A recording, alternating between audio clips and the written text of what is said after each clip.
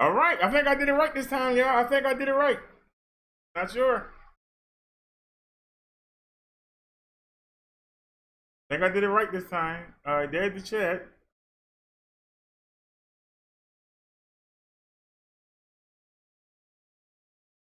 And let me come back.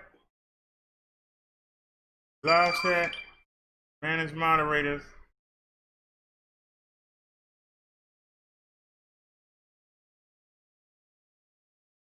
You sure it's taking your time, ain't you?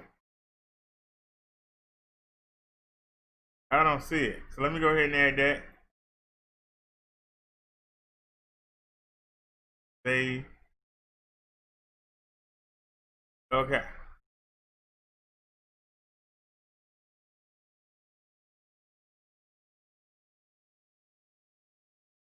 Alrighty, y'all. We are back. We doing 91. I went to 92. Couldn't let me have it, could you?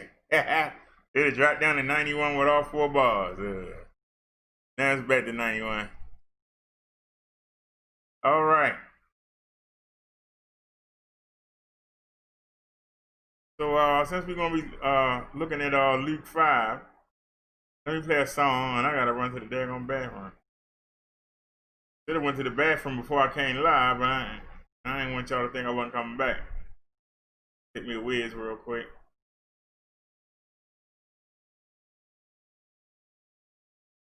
Let's play this.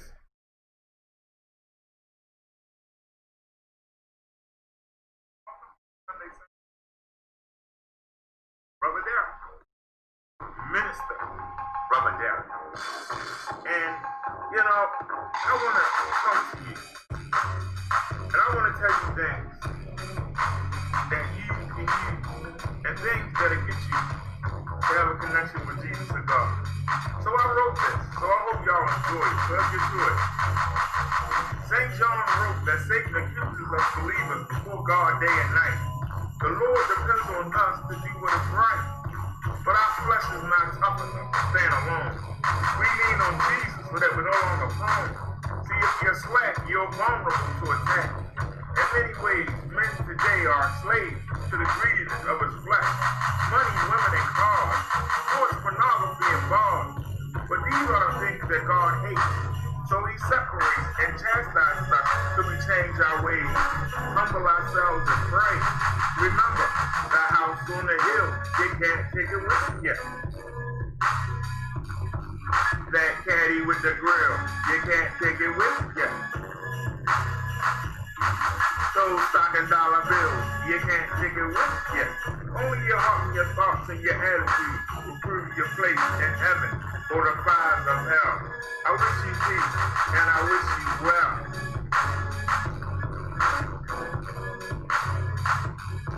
It doesn't matter if you're rich or poor, your creed or race, by believing in Jesus, we're all going to the same place. And that's good to know that God loves us all, black and white, short or tall. He only asks us to be more like him, then you won't want to sin. Let God into your heart and make a fresh start. You have a clean slate. Jesus' blood makes you pure in God's eyes. So stay vigilant and keep the evil at this world at a distance. Ignore the devil's resistance. Hoping that you slip. He chips away at your face and drift away from God's grace. But cling to Jesus, he'll mediate on your behalf. The devil has many demons on his staff, scowling, shouting things in your ear, chipping away at your self-esteem while you daydream.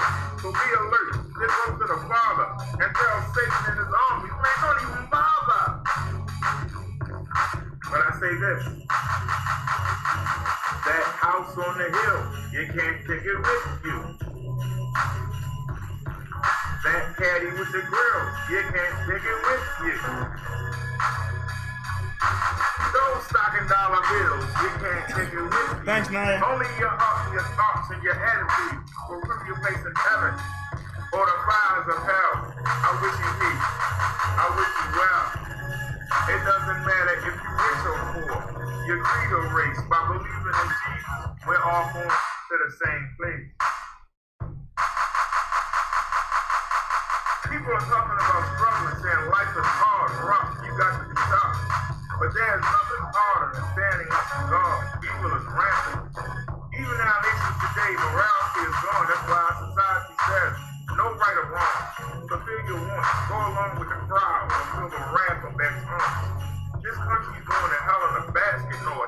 talking. And if you think you're labeled a fanatic, a Bible quoting, scripture quoting do-gooder, who's living in a fantasy world, waiting for a heaven that never comes, but God's will be done. You can't stop it.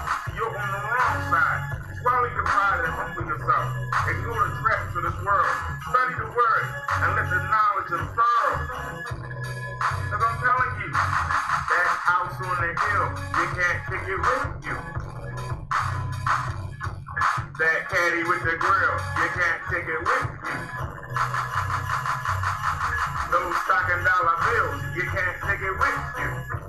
Only your heart and your thoughts and your attitude will prove your place in heaven or the fires of hell. I wish you peace and I wish you well. This is Minister Bubba Derek, and this is the new theme song for our Sunday sermon in the Bible study. Peace, everybody. Much love to you. All right. Welcome to the Sunday sermon, everyone. I just paused that. Why would you still play? Man, I just paused that. Why would it still play?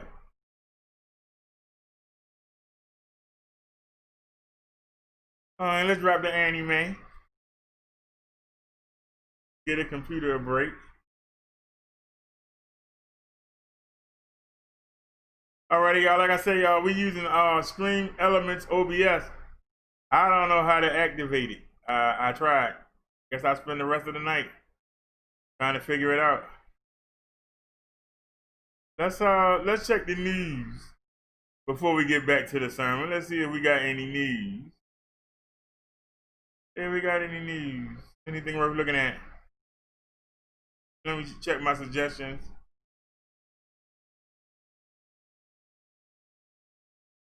Oh, this guy lie, man. He lied.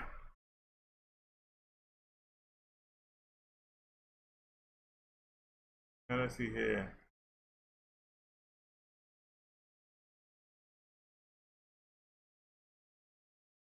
President Trump lied.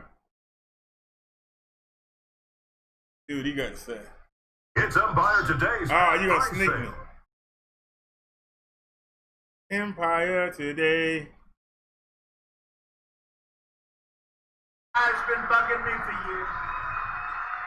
Al has been bugging me. What's in that hat, Al? Let me see. That's up there. Al, he's been bugging me for years. See what this man got to say here. Would get VA choice, VA accountability. Y'all you want ever to see really what believe this it? douchebag got to say? Thank you, Al. I withdrew from the last administration's disastrous Iran nuclear deal, a disaster. $150 billion we paid Iran for a basically short-term deal. And we gave them, what's more impressive, we also gave them $1.8 billion in cash. Cash! Many plane loads. You know what that took? Many plane loads. 1.8 billion. I said, that's when I realized how powerful a president is in the United States. When a president has the right, which by the way, I don't believe he did have that right, okay? When a president has the right, go into the banks and take out $1.8 billion and hand it to people that hate our guts, that's power. That's power. I don't believe he had the right to do it. I kept my promise, recognized the true capital of Israel, and opened the U.S. Embassy in Jerusalem. And I recognized Israeli sovereignty over the Golan Heights. And we achieved the first breakthrough in the Middle East. 25 years, you saw that just last week. UAE, highly respected, Mohammed, highly respected, UAE and Israel. And now they're all going to be coming in. Now they're all saying, how come you didn't tell us about this? We'll have peace in the Middle East, and yet we're moving our troops out. It's pretty amazing, actually. We'll get no credit for it, but that's all right. Remember that, Caitlin. Cover that properly, Caitlin. We like Caitlin. Together, we've spent the last 4 years cleaning up 47 years of Biden disasters. Joe Biden has spent his entire career on the wrong side of history. He supported NAFTA, China's entry. He's done so many things. This man, if you look at what he's done, we went into a deal the Korea, you know about the Korea deal? Hillary Clinton's deal along with Biden. They promised 250,000 jobs, right? 250,000 jobs, and they were right. Except all those jobs went to South Korea. They didn't come to us. He wants mass amnesty. He wants illegal aliens to be taken care of, health care, and every other way. And he wants to raise your taxes. Look, your taxes are going to go through the roof. He's going to destroy your health care. Going to have socialized medicine. Remember when Obama said 28 times, you can keep your doctor, you can keep your plan. Turned out to be a lie. Now you're going to lose your doctor again. And we're going to lose 185 million people who have private health insurance. Who has private health insurance here? And you love it, right? You love it. It's luxury, it's good, it's beautiful, and you have the greatest. You're going to lose it. Hate to tell you, under his plan, you're going to lose your private health care. So here's a guy. I go into Texas 2 weeks ago. We had, by the way, on the highway and the roadways, thousands and thousands of people, like lined up on the runway in New Hampshire, by the way. What happened to those people? I'm letting y'all read the chat. We had thousands and thousands of people. So I'm in Texas. I'm also last week in Florida. We got total endorsement from all of the sheriffs all over Florida, Ohio, many places. But think of Texas. He's against oil and gas. He's against guns. And he's against religion. So you're in Texas. You're in Texas. They say Texas is very close. I don't think so. They said that last time too. Remember they said it last time, you know, for them to call it early, you have to be really. So I heard for a year, Texas is going to be very close. It's going to be, everybody believed that except for the people that lived in Texas. So at 8 o'clock, the polls closed, and they said Donald Trump has won the state of Texas simultaneously with the closing. But I'm now running in Texas against a man who's against oil, guns, and God. How do you win Texas? I said this. You could bring George Washington back as your presidential candidate. You could bring Abraham Lincoln, let's put him as the vice presidential candidate. Run in Texas and other states, you couldn't win. Couldn't win. Now, they're not going to win. We're going to win this. And you're against the oil stuff, too, because his whole thing on oil, no fracking, no this, no that. You know, New England has the highest energy costs in the United States. And you know why? Because Governor Cuomo will not let a pipeline go across the tip of New York State so that oil and gas, of which we have plenty, can come. And you know where you buy your energy from? Russia. Did you know that? You have ships, much of it, from Russia. Because Governor Cuomo, New York, won't allow a pipeline. And they're desperate to have something happen in upper New York State. And those are great people. But they've been treated very badly. But they won't allow a pipeline.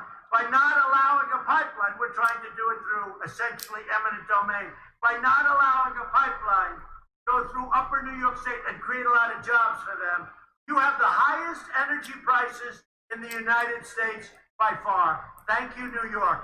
Thank you. Thank you, Governor Cuomo. Biden voted for the Iraq War. I was against the Iraq War. He opposed the mission of Osama bin Laden. He opposed the killing of Soleimani. You remember that one. He oversaw the rise of ISIS, and he cheered the rise of China as a positive development for America and for the world.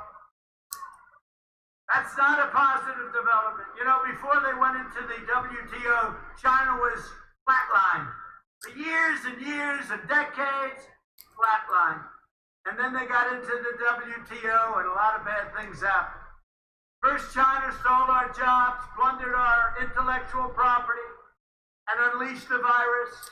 And now China is trying to just hug and kiss Joe Biden. They want him so badly. Look, if you like China, you should vote for Biden, that I can tell you. How about his son? You think the son, maybe there's a conflict? How about his son? Where's Hunter? Where is Hunter? Where is Hunter? Does anybody know? Where's Hunter? He's in another country right now, probably ripping off another country. Now, as soon as Biden became vice president, bad things happened with respect to Hunter. If that happened with respect to my family, I wouldn't be standing. I guarantee you that. I guarantee you that. What a disgrace. What a disgrace. Ukraine, and it's not just Ukraine, and it's not just China. But he goes into China, takes out $1.5 billion to manage, and he knows nothing, and he wasn't even employed. He got thrown out of the armed services. So give me a break. It's a disgrace what's happening. There's a thing happening with the media like nobody's ever seen before. These people right here. Because if that happened to a Republican in particular, if any of that stuff happened to me, it would be brutal. But it happened to him. They don't want to talk about it. And how about the questions asked by Anderson Cooper yesterday? Anderson Cooper, he's interviewed me a lot over the years, and I always got along with him, but they were tough interviews. Did you hear the questions? And Biden kept looking down. I think he was reading the answers off a teleprompter, right? I think he was reading the answers off a teleprompter, and that's happened before. And how about David Muir of ABC? He's a nice guy, right? How soft were those questions? How soft were those? They don't ask me questions like that. They got fire pouring. Mr. Vice President, what do you think of this? How was your breakfast, sir? Did you enjoy it? When I banned travel from China, Biden called it hysterical and xenophobic. He even used somewhere along the line the word racist. He always figures they always want to get that word in there. If we had listened to Joe, hundreds of thousands of more Americans would have died. But instead, my decision saved thousands and thousands of lives. And then we banned Europe very early because I saw what was going on really in Italy and Spain and France. When the virus arrived, we launched the largest national mobilization since World War II. Mike Pence did a great job. And we still got the worst TV in the world. What are you bragging about, idiot? Ventilators within weeks. What are you bragging And about? not a single American who has needed a ventilator has been denied a ventilator. Nobody want the ventilator, They're dummy. all about, and now we're producing ventilators. Hard to produce, expensive, complex. We're producing them now for the rest of the world. 188 countries were affected by this. We pioneered advances in treatment that have reduced the monthly rate. And you look at this, the mortality rate has been reduced by 85% since April. Think of that. 85% since April. Under Operation Warp Speed, 3 different vaccines are right now, and this year, and together, we will defeat the virus. It's already getting defeated. And by the way, another big Democrat hoax, another big hoax. I want football back. I'm the one that's been saying, is that a correct statement? I want football back. These are young, strong guys. They're not going to be affected by the virus. If you look at it, it's generally older people that have heart conditions, that have diabetes, that have problems. These are big, strong guys. They'll be just fine. But I want football back. I've been calling for football to be back, including Big Ten. Big Ten, get with it. Open up your season, Big Ten.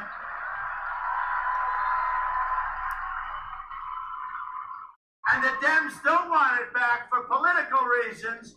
But now their new line, this is like Russia, you know, all this crap they come up with. Now their new line is they are trying to blame me and keep football shut down. They want to keep it shut down, and they're saying that President Trump shut it down. I'm the one that wants it open, so they're reversing it. They're playing a big con game. It's just a con game, and that's what we're dealing with, and we have to defeat them on November 3rd. I want football back and Big Ten open. And And now, the other day, Joe Biden came up with a plan to impose a blanket shutdown. He'd be willing to do another blanket, and we had to do it. We blanket, we shut down, we saved millions of lives. Instead of the number we have today, 175,000, we could have had 2 million today instead. It would have been unacceptable, unsustainable. Did everything right. We did it right. We closed it down. We stopped China. We stopped Europe. Now we're opening it up, and we're opening it up to record numbers, despite the fact that the Democrats are keeping their states shut down and hurting people that live in those states shut down as long as possible. But now Biden wants to do another blanket shutdown, possibly, that would decimate the economy and cause suicides, drug overdoses, alcohol abuse, heart attacks, joblessness. You'd have jobs, all of the problems that it causes, because it's not just a one-sided equation. A shutdown causes big problems also. And at this point, when the economy is roaring back, we had record job numbers this last quarter, over 9 million jobs. We're going to throw that all out? We have a market, your stock market. Who has 401ks here? Your 401ks and your stocks, when you have stocks, would be obliterated. And right now, we have just, on 2 of your markets, as you know, S&P and NASDAQ, you're at new records, and you're about to hit another new record. Think of it. Who would have thought the stock market? And hopefully we're at the end of this horrible China virus. Came from China, they should have stopped it, and they did. But who would have thought, that the stock market is at record levels right now? Record levels. Because you're feeding it. And everything else is going to follow. Before the virus, we created an economic miracle, and now we're doing it again. We did the Paycheck Protection Program, where we saved more than 200,000 jobs in New Hampshire alone. 200,000, right? Over the past 3 months, we've gained so many different, if you look at retail numbers, take a look at our retail numbers. They're literally at records. Look at some of the numbers being announced by companies. They're at records. Can you imagine giving that all up and starting again? It's not acceptable. If I'm reelected, we will create 10 million jobs over the next 10 months, and we'll do that easily. The Biden agenda, with big tax increases and big regulation increases, would immediately kill everything. You will go into a depression, and I'm very good at predicting this. You will go into a depression, the likes of which this country has not seen since 1929, and who knows, maybe worse than that. They are playing a suicide mission if they want to raise your taxes. They want to raise your taxes by $4 trillion. And that's going to be almost everybody's tax. They're saying for the rich? No, not for the rich. They're going to be raising everybody's taxes almost. Joe Biden is running on the most extreme far-left platform of any nominee in American history. And if our foreign adversaries were devising a plan to destroy the United States from within, all they have to look is at the Biden-Harris. How about her? Is she a beauty? What a beauty that is. They pick a woman who starts off sort of strong. She's one of the favorites. Within a period of a few months, she goes down, 15, 12, 11, 9, 8, 5, 3, 2. Then she goes, I'm going to leave because I've decided that I want to leave. She left because she wouldn't have gotten any votes. She was terrible. And this would be your president, possibly? I don't think so.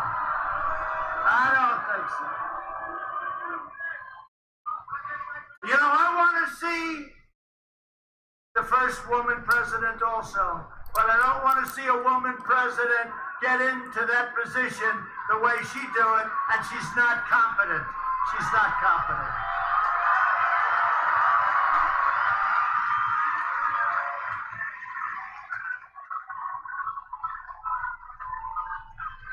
They're all saying, we want Ivanka.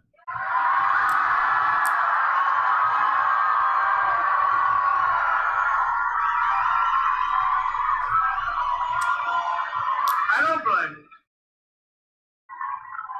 They want to eliminate America's borders in the middle of a pandemic, suspend all deportation, restore catch and release, and expand horrible, dangerous, disgusting sanctuary cities. They want to give illegal aliens government health care and taxpayer-funded lawyers. That's what we need is more lawyers. Let's get some more lawyers into the act.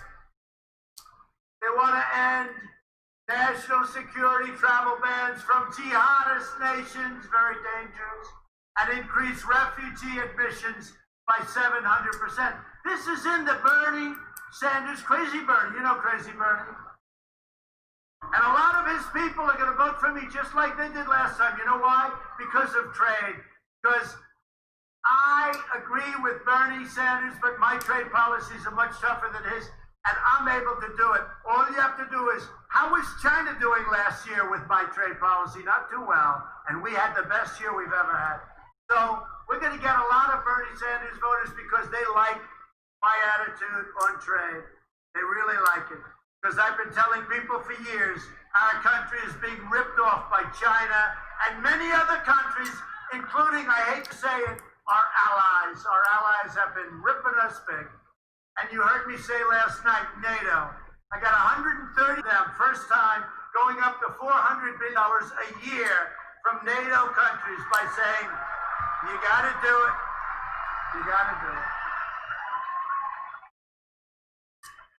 And General Secretary Stoltenberg said it can't be done. Could not believe it. He's actually my biggest fan, and nobody ever calls him for a quote. Call him sometime. They want to abolish cash bail and cut funding for law enforcement. They want to end. We want to increase law enforcement, not cut law enforcement. Yeah, you do. And by the way, Pat Lynn's a great guy, New York, really great. New York's finest, right? They've been, their rights have been taken away from them, literally. They're not allowed to do their job, but Pat Lynn, he said, the first time in history that they know of, New York's finest have endorsed a candidate. The candidate is Donald Trump. First time they've done it.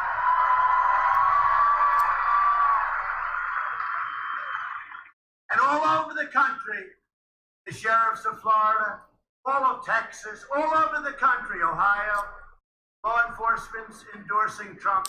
I cannot imagine them getting any law enforcement endorsements. If they do, please let me know and we'll have a little discussion. We'll ask, why did that happen?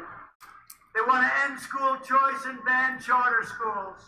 They want to abolish American energy, including all of the things I said before, and add to that coal and add to that shale.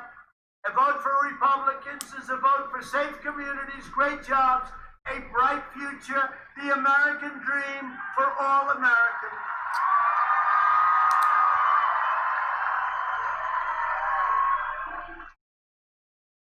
And there is no limit to what we can achieve with 4 more years. So in conclusion, I have to say this. Over the next 4 years, we will make America into the manufacturing superpower of the world. That's happening already. And we will end our reliance on China once and for all. We'll do it here, like we used to do in the good old days before we owed trillions of dollars. We will hire more police, increase penalties for assaults on law enforcement,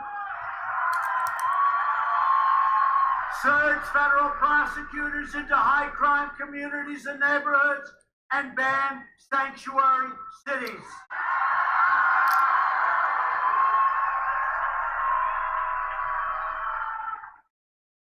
We will kill our terrorist enemies as we've been doing while keeping America out of the endless foreign wars. I go to Dover and I greet these incredible families of soldiers that have been so sadly killed. It's such a shame. I go to the hospital. I go to Walter Reed Medical Center. It's incredible. The doctors are so talented. I see what they can do. Soldiers so badly hurt. And they're really acting as police. They're acting as police. Now, we're very low in Afghanistan now in terms of numbers of troops. We're getting out. We'll be getting out soon. We're very low in Iraq. We're very low in Syria, except we kept the oil. We left some behind for the oil, if you don't mind. We kept the oil. We should have kept the oil in Iraq, like I've been saying. We'll appoint prosecutors, judges, and justices who believe in enforcing the law, not their own political agenda, which is what we have in many cases like that. And the next president will be, in my opinion, responsible for 2, 3, 4, and maybe even 5 U.S. Supreme Court justices.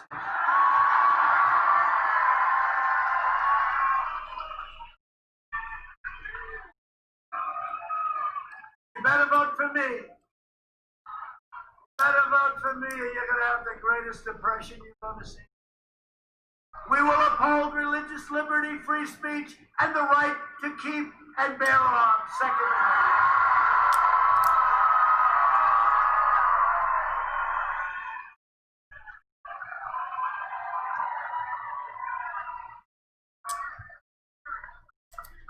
We will end surprise medical billing.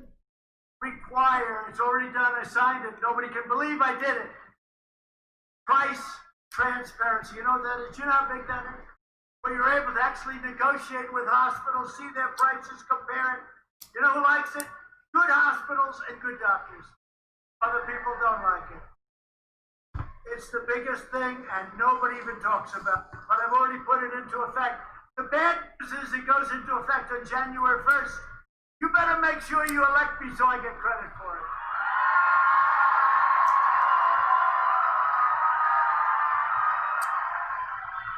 Otherwise, can you imagine if Sleepy Joe came in and medical prices and drug prices and everything are dropping, and he said, I wonder what happened. And I did it all.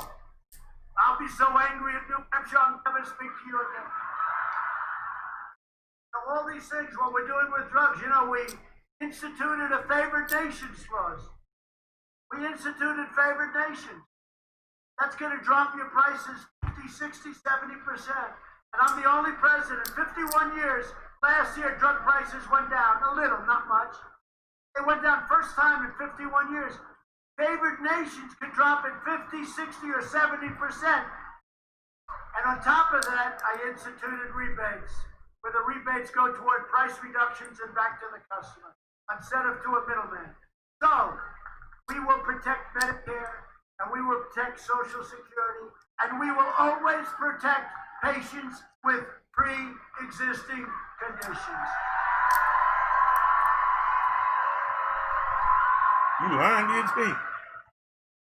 America will land the first woman on the moon, and the United States will be the first nation to plant its beautiful American flag. Do we love our American flag?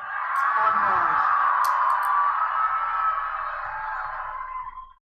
Above all, we will the country to honor our history and be inspired by of the New Hampshire state motto. Have you ever heard of these words? Live free or die! Live free or die!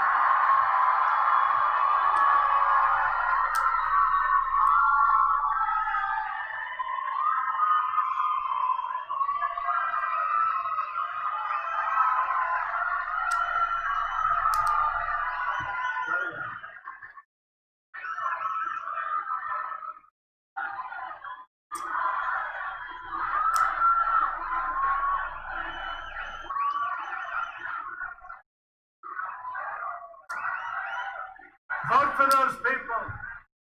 And you do. You have a great governor. Vote for your people. Vote for your governor. You have a great governor. From Portsmouth, Dixville, from Concord to Keene. I know a friend from Keene. Great guy. I had a friend from Keene a long time. Keene, man. And Merrimack to Manchester. We will fight for every job, every family, and every neighborhood. And we will fight for every vote. We have to win. We have no choice. Can I be honest with you? We're working hard. We're all working. I don't have to do this. I could get off that beautiful plane. It used to be black and white with a red stripe. That was mine. But that's Air Force One, you know. I get off that beautiful plane. I could come up and say, ladies and gentlemen of New Hampshire, you have no choice. You have to vote for me. Because if you don't, you'll be put in radical lefties. You'll have a depression. Your stocks will be worthless. Your 401ks will be gone. There'll be crime all over your streets. So I'm not going to work at all. I'm leaving now, but you have to vote for me because you have no choice, right? I think so. Right? Right?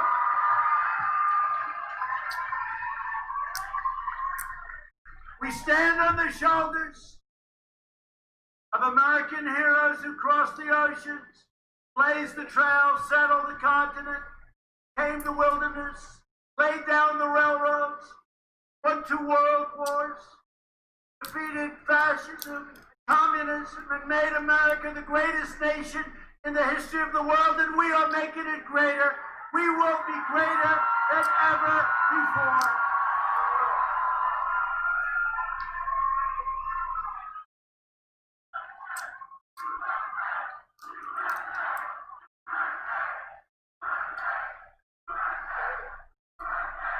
Incredible citizens like you, the people of New Hampshire, help build this country. And together we are taking back our country. We are not going to let the radical left, socialists, or communists take our country. We're not going to let it.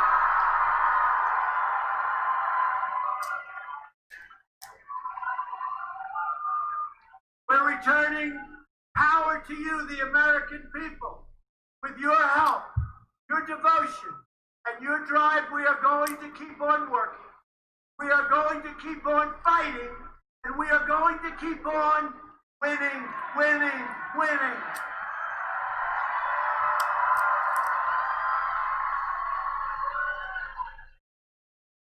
We are one movement, one people, one family, and one nation under God.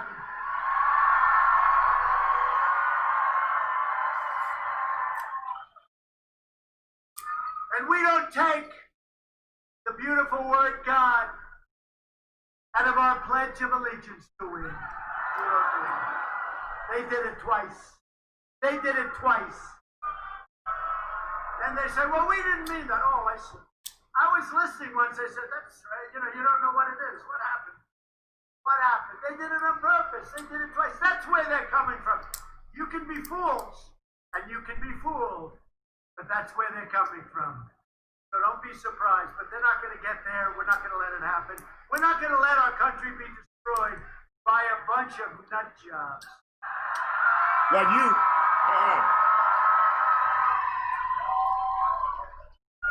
America will soon be thriving like never before.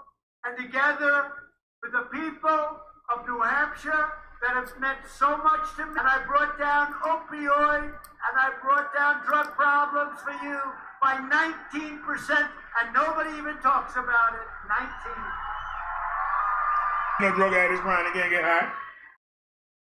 I talk about New Hampshire a lot because you had one of the proportionally worst problems of any country, of any state, this incredible country. You had one of the worst problems of any of the states. And I talk about you a lot. It was incredible. And you still have. But we brought it down 19%, and people are absolutely shocked. And if it weren't for the China plague, the number would be 25 or 30%. That really hurt us because people sort of went back to some old ways because they don't want to be shut down any longer, Joe. Don't you understand that? They don't want to be shut down. So I worked very hard on that for this state and for other states. But this was a state that was so severely impacted with the drug problem. And that wall is stopping them, and it's stopping them like never before. Stopping them like never before. I want to thank New Hampshire for all you've done for me. I want to thank New Hampshire. You were my first victory, as I said. But you are going to lead a nation to the most important victory and the most important election that we've ever had. We will make America wealthy again. We will make America strong again. We will make America proud again. We will make America safe again. And we will make America great again.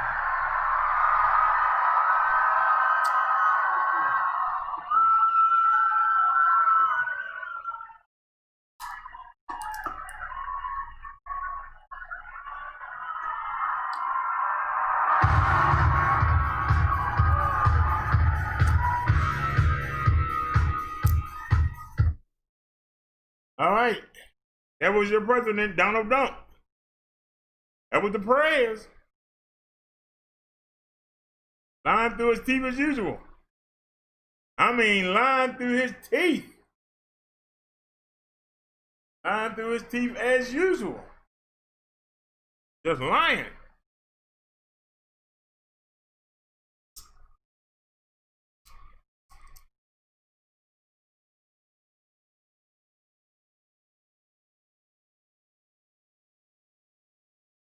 Somebody got a story already? And that was quick. Welcome to Unfiltered from Home. I'm Essie Cup. So this week, Donald Trump profoundly accepted his nomination for president at the Republican National Convention, where he and other speakers delivered 4 nights of fear, loathing, and, well, a total whitewashing of the past 4 years. If you tuned in and hadn't really been paying attention to life, you'd think that the Trump administration had virtually eliminated all sorts of national and international scourges. From COVID, that's all good apparently. You don't need to worry about that anymore. They certainly worried about it. To ISIS, that's been totally eradicated. That's what I heard. To unemployment. That the economy is awesome. Or the $8 trillion debt that Trump has added. Opioids, not a thing anymore, apparently. Sexism, nope, he's hired a lot of women. Racism, he's solved it. The best president for African Americans. And he's drained swamp. Don't pay rampant swampiness. But look, beneath that veneer of make America great, yay, is the truth, which is that under Trump's leadership, we are still grappling with an out-of-control pandemic, averaging around 900 deaths a day. Economy has been hit hard. Millions are still out of work. And the country's reeling from civil and racial unrest that this president has only sought to exploit instead of. The show he put on was just that. It was a show. Behind the curtain, though, things are bad. Trump knows it. But will some of the messages resonate with viewers who maybe aren't following the 24-hour news cycle and cataloging failures and lies and impolitic tweets the way we are? Okay, so getting to the underlying question, was the RNC effective? Despite its divorce from reality, did it expand the base? Here to discuss that is CNN contributor Amanda Carpenter. She's author of Gaslighting America, and she's a columnist at The Bulwark. Amanda, let's you and I stipulate first that the RNC was full of lies. But for something to be persuasive, it doesn't have to be true. And Trump knows that better than anyone. So, like when UFC president Dana White says, President Trump may be the only president in modern times who has done everything he said he would do during his campaign. You and I know that's not true, but does that matter? Listen, talked about expanding the base. I don't think that's his goal to expand. I think his goal is it was right where it was in 2016. A very slim victory by just turning out that, highly older male pressing turnout on the Democratic side. I mean, I keep looking at these events for like, what are you going to do to urban women? You lost ground with college-educated urban women, rural, non-college educated. I don't think there's play there except for the peer card. Back to these events, it is directed at appealing to Black men primarily, and I think they're sort of just writing off women entirely, aside from who they can get with that beer card play. Unpack that a little bit for me. What do you mean they're almost Black men? Well, you saw a lot of Black male speakers throughout the previous, which is departure from normal Trump activity, and I think Black males is more gettable than women. So, the RNC also leans on the idea that will not keep many speakers president hammered the violence in cities like Kenosha, New York. They talked about looting, they talked about riots and unrest, and they fairly explicitly painted the left, including Black Lives Matter, peaceful protesters, Joe Biden, as an enemy threat, and then on the other side, the police as sort of unimpeachable saviors. Now, as exaggerated as that is, the violence Trump references not entirely made up. It is real. The homicide rates in most major cities are up. So is violent crime. Robberies, on the other hand, are down. There's been in some limited cases looting. The story of David Dorn, the police officer who was shot protecting a store from looters, evidence. The story of Kyle Rittenhouse, the 17-year-old vigilante accused of killing 2 protesters in Kenosha, is evidence.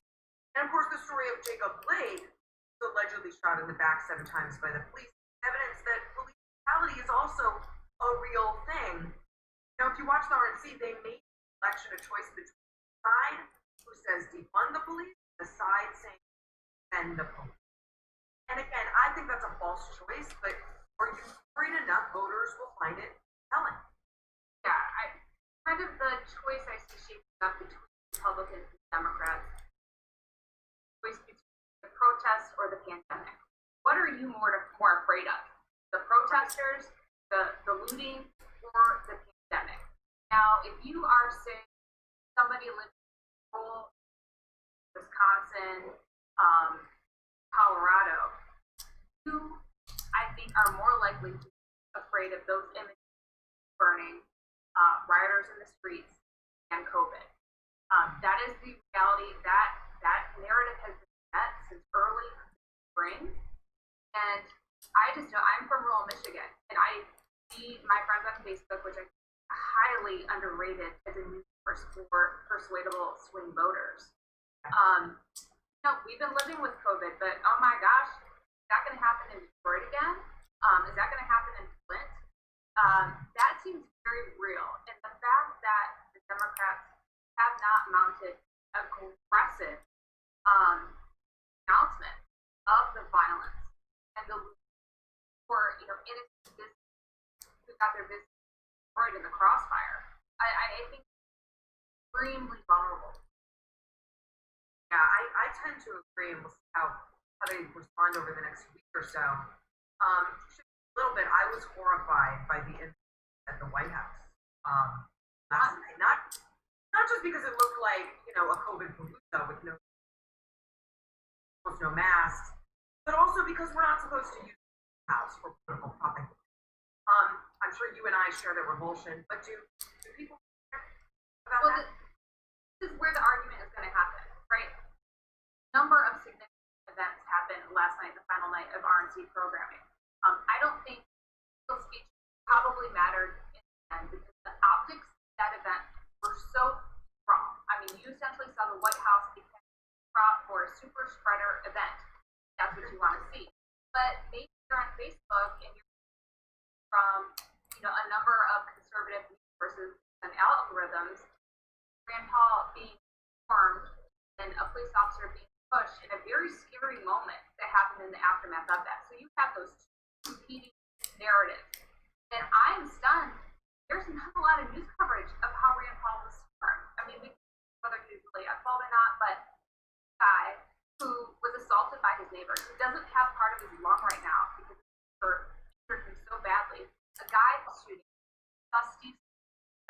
I watched that video, I could see fear in Rand Paul's eyes, where he's pulling the police officer and saying, "You need to take this seriously. You need backup." I mean, I can see that so clearly, and that's because I am familiar with Paul.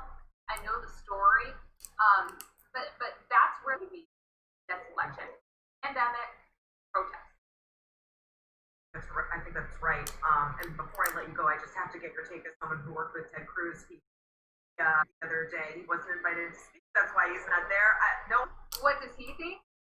Yeah, does he have FOMO? Does he wish he was there, or is he kind of glad? Well, who doesn't want to see your name in fireworks by the Washington Monument, right?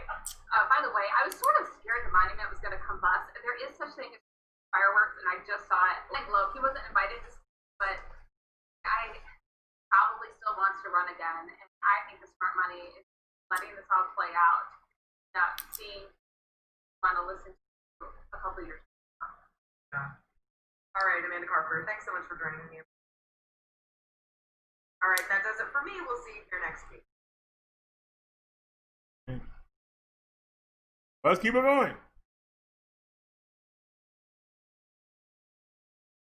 Will you set? Man. Breakdown from the president's more than an hour-long speech. Anderson, this president is a serial liar, and he serially lied tonight. I counted preliminarily more than 20 false or misleading claims. I want to go through a whole bunch of them quickly because I think it's all important. Oh, we lost Trump somebody. said Joe Somebody Biden has specifically, explicitly rejected that idea. He just said he'll stop further additional construction. Trump claimed, as always, that he is the one who passed the Veterans' Choice Law. Barack Obama signed that into law in 2014. Trump signed a 2018 law to modify it. Trump said, "I have done more for the African-American community than any president since Abraham Lincoln." That is ludicrous. Lyndon Johnson, for one, signed the Civil Rights Act and the Voting Rights Act. Trump again touted a, quote, record 9 million job gain over the past 3 months. He didn't mention, as usual, that that gain follows a record 22 million job loss over the previous 2 months. He said he'll, quote, continue to lower drug prices. They've increased during his presidency. He said they opened a Jerusalem embassy for less than $500,000. Early documents show it was at least 21 million. He claimed NATO member spending has increased for the first time in about 20 years. Spending, in fact, rose in 2015 and in 2016 before he took office. He said he will always, and Republicans will always, strongly protect people with pre-existing conditions. That pledge has already been broken. He and they have repeatedly tried to weaken those protections in Obamacare. He claimed again that he banned travel from China and Europe. No, he imposed partial restrictions with many exemptions. Tens of thousands of people continue traveling over. He boasted about the COVID testing system and about his general response. Look, experts near universally say the U.S. was fatally slow in its response, especially slow in setting up adequate testing. He said that he ended what he called a NAFTA nightmare, and he signed a brand new U.S.-Mexico-Canada agreement, the USMCA. That agreement preserves, maintains most of NAFTA. He boasted about building about 300 miles of border wall. What he didn't say is that most of that is a replacement barrier. As of August 7th, according to official data, just 5 miles had been built or non-existed before. He suggested that Joe Biden would confiscate guns. That's baseless. Biden is running on a non-mandatory buyback of so-called assault weapons. He said Democrats want to defund the police. Biden, again, doesn't, has rejected that. He said he has, quote, very good information and China wants Biden to win because Biden is soft on China or cheerleads for China. The U.S. intelligence community says China wants Biden to win because it sees Trump as unpredictable. He said Biden vowed to close down charter schools. Biden's plan is skeptical on charters, but would not abolish them entirely. He denounced Biden for voting for the Iraq War. Biden did indeed vote for the Iraq War, but what Trump doesn't mention is that he also supported that invasion. He said Democrats twice removed the word God from the Pledge of Allegiance at their convention.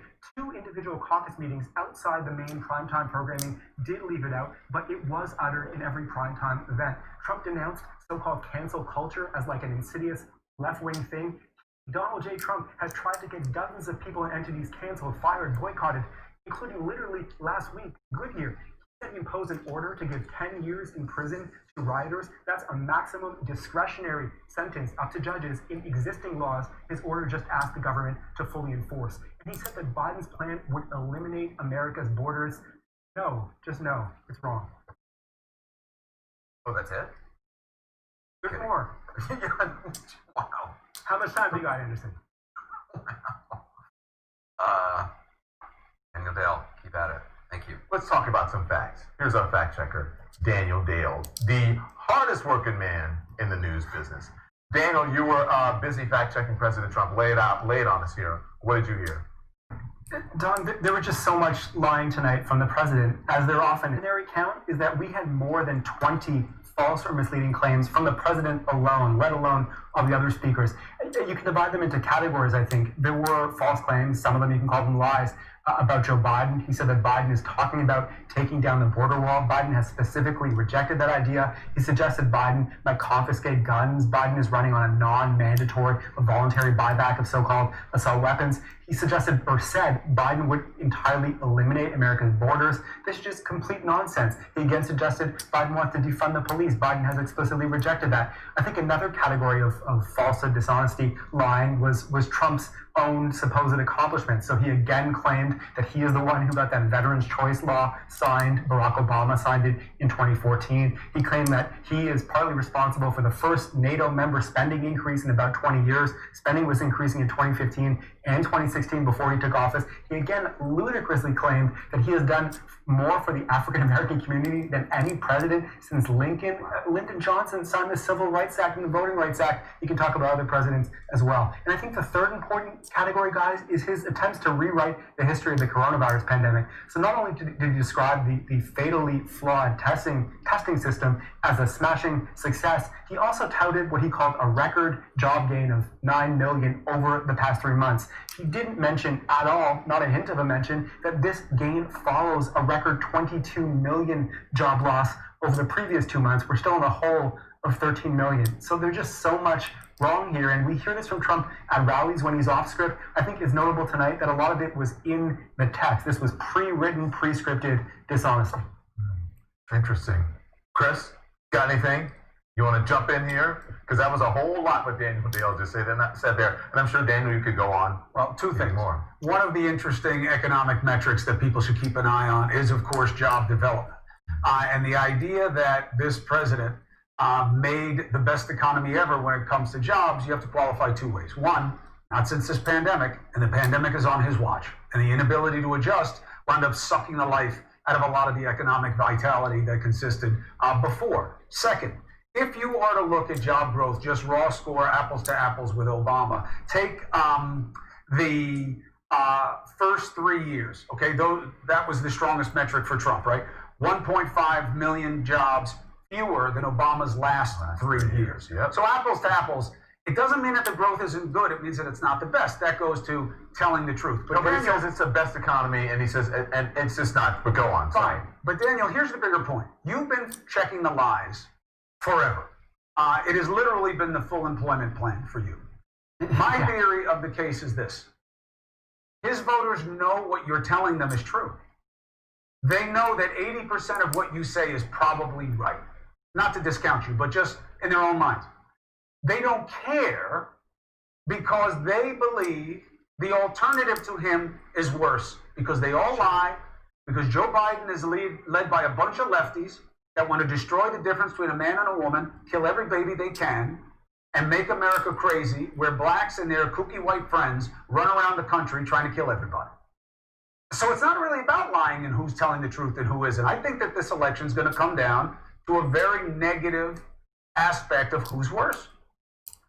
That's fair. Chris, I say 2 things. One, I think a lot of people do care, and the dishonesty does matter to a lot of voters. I hear from some of them. But number 2, I think you're right that for a lot of voters, maybe especially Trump voters, it's not about the dishonesty or non-dishonesty. It's about their policy preferences. They say he cut taxes, moved the embassy to Jerusalem, and that's fine with me. It's not my job to get people to vote for Joe Biden. I just put the information out there, and what people want to do with it, they can do with it. Because it wouldn't make sense any other way, Don. The numbers don't make sense. This race can't be this close if people are valuing the quality of the information and messaging they're getting from the candidates. Here's the thing, and this is not me, and I think we gave Kirsten short shrift, and I'll take the blame for that. I'm sorry. But Kirsten says to me, people choose their candidate, then they make up the reasons they support them.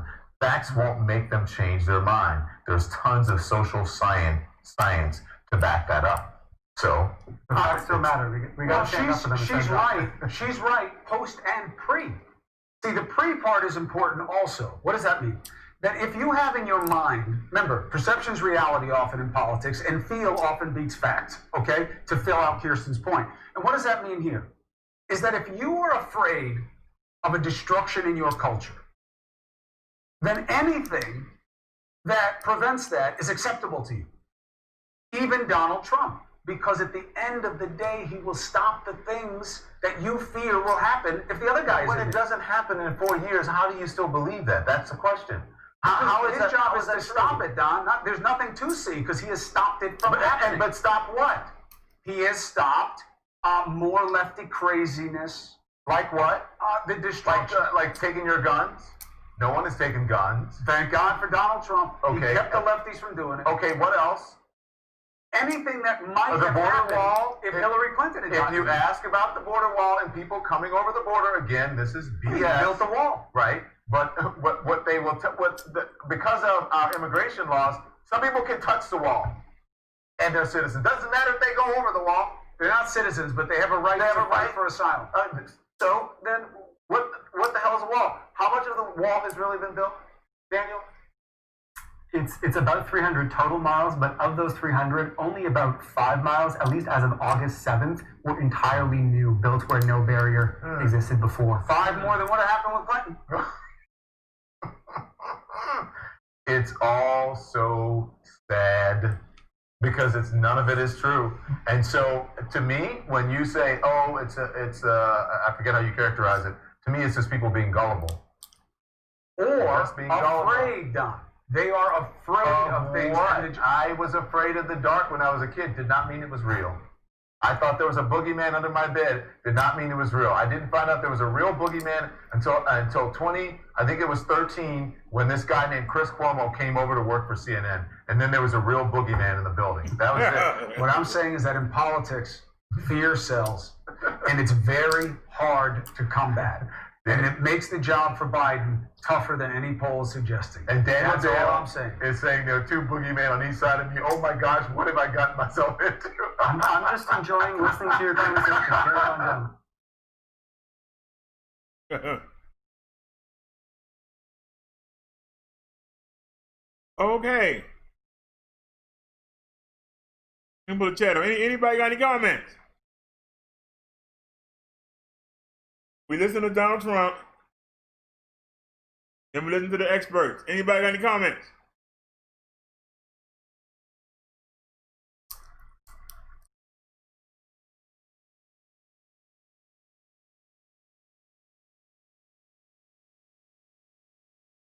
Y'all excuse the sunflower seeds. I am tobacco pouch free.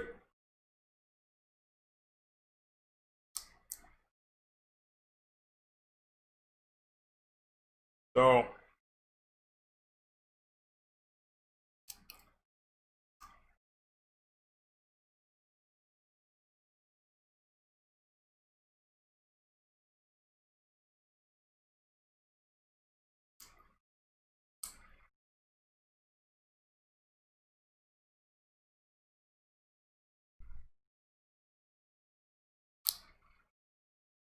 one more to go. Hold on. One more seed.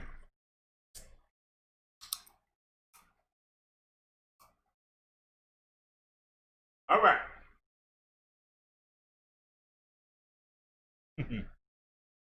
Like I said, oh my, oh dear, we are in trouble. Yes, we are. No matter what side you go to, we're in trouble. This man lying. All right, 30 minutes ago, y'all know he lying. He says right here, exciting news, $1,200 stimulus check. Why is he saying that when he never say we getting it? What's going on, guys? It's Jimmy and Julian here with your second stimulus check update and also popsicles, in case you were wondering. In today's video, we're going to go over the current negotiations about your stimulus check and a new unemployment extension update for you guys. But first, if you haven't yet, click the subscribe button down below. We're at 199,000 and like 200,000. So help us hit our goal of 200,000. This way you won't miss out on second stimulus check updates. My wife and I do hours of research for you guys every single day. so we can bring you the newest up-to-date stimulus check, unemployment, and related info in a quick, concise video. And don't forget to smash the like button for us down below. In one of the past, that's for you. In one of my past videos, I mentioned how we get about 10% of the people liking the video. And I mentioned, let's see if we can get 20, and you guys actually got us 30,000 likes in our first 100,000 You trying to use your son to get you some daggone likes. Come on, man. Thank you guys so much. And That child don't want to sit on your lap. the like button for us down below. You holding them I also hostage. want to say that if you're in the path of the hurricane, My our refrigerator family's is heart goes cold. out to you guys. I hope How you can guys it are still staying be safe, cold? It's and ice I hope cold. you haven't had too much property damage or any property damage at all. Let us know down below in the comments if you're safe, if you've been in the path of the hurricane, and how bad it's been for you. Again, our hearts go out to you. Please stay safe. We have negotiations with the Republicans and the Democrats continuing and restarting about the second stimulus package, which will include a $1,200 stimulus check sent out directly to Americans, and also a stimulus check this time around for all dependents. They're also looking to do a more permanent extension of the unemployment extension, or at least permanent until the end of the year. Nancy Pelosi, the lead Democrat in the House of Representatives and the lead negotiator for the Democrats, has said that she's willing to come down to about $2.2 trillion. This is less than what she wanted previously.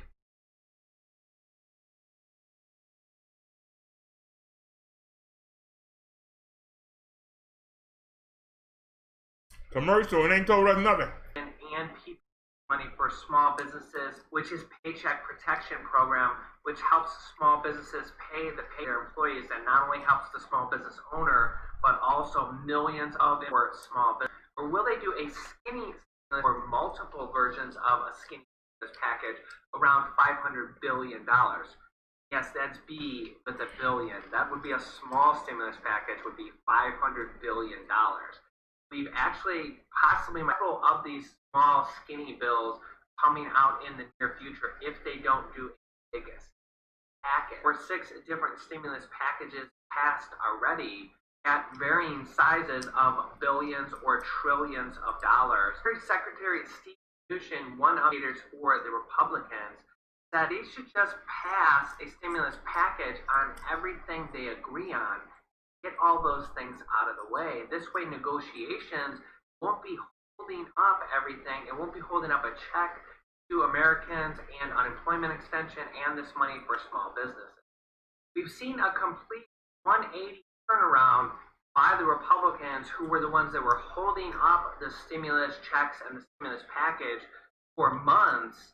And now it's the Republicans who are completely pushing for a stimulus deal, and Nancy Pelosi from the Democrats being the main person holding up the stimulus package now, with her words saying that she didn't want to pass a smaller stimulus deal because then she'll lose negotiation leverage on the other issues that she finds and the Democrats find important, which are money for states and cities and money for the post office.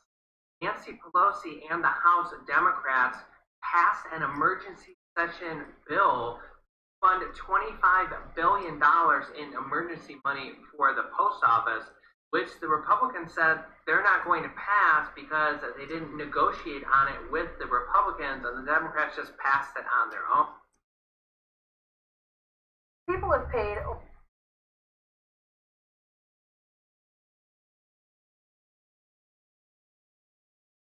And they need to negotiate on this stuff ahead of time to actually be able to get these passed. Officials for the post office came out and said that they actually don't need the money right now, that they have $50 billion on hand, even though they're losing $7 to $8 billion per year, that they're okay for the time being. So there's a crunch to get all the mail-in voting ballots in for the election that is around in 60 days. We also had 2 sets of good news this week from the IRS. The IRS is sending out checks to 50,000 people who had money withheld because of their spouse's unpaid child support. to the list of people who will get catch-up payments. These catch-up payments are set to go out to those individuals beginning in early to mid-September or in a week or two, the IRS said. The $1,200 stimulus checks were authorized by Congress with the CARES Act in March. The one-time payments called for $1,200 for individuals or $2,400 for married couples filing jointly, plus $500 per child under the age of 70. It looks like there will probably be the same check amounts for the second stimulus check. Both the Republicans and the Democrats and the White House all want $1,200 checks for the second stimulus check. There has been some debate on how much money is going to be for dependents. Both sides want checks to go out to all dependents this time. So that's all children, that's dependents over the age of 8, or if you're a dependent on somebody's tax return.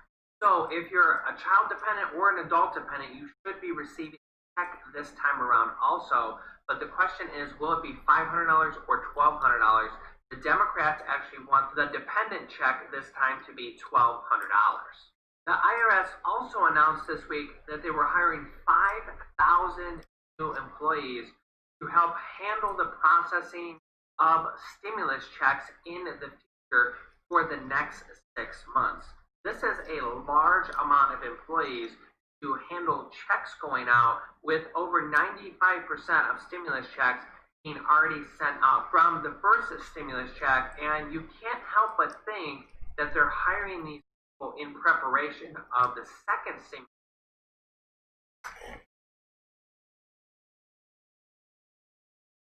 Eagle Murphy's into my nerves.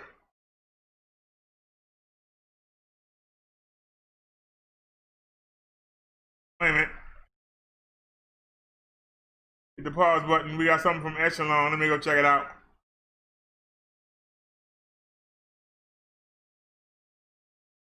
Hey, Liz.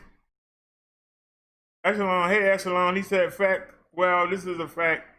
The Trump executive order for unemployment benefits will not take hold until mid to late December.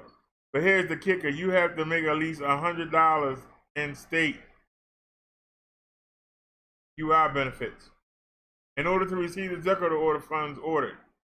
But here's the kicker. You have to make at least $100 on state UI benefits to qualify, and the money is only good for 3 to 5 weeks. Politics shake my head. It's always a catch, Echelon. It's always a catch.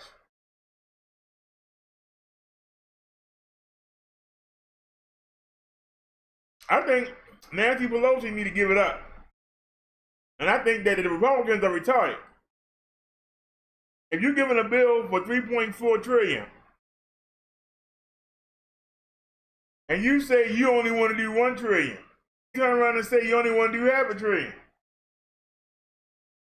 I say you don't want to make a deal. But your president needs you to make a deal.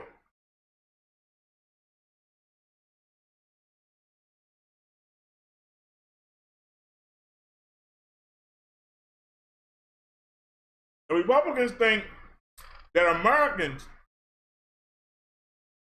will care about the money going to the states. Well, it's their money, they'll never see it.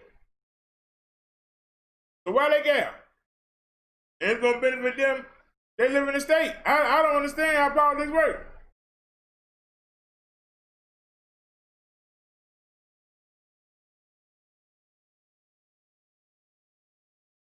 They should be seeing where's that money going.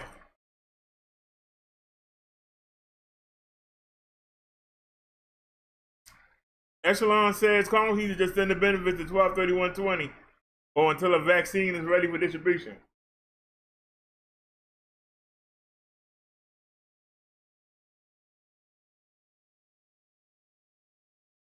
I don't understand what the holdup is.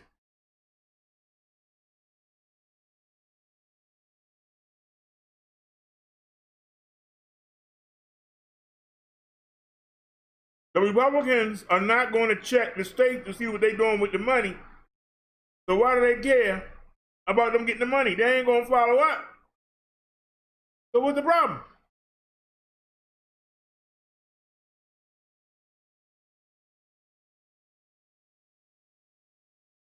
What's the problem? If they followed up on the money, it was something different. They're not gonna follow up on the money. State's going to do what they want to do. People in charge are gonna put the money in their pocket. You know it, and I know it.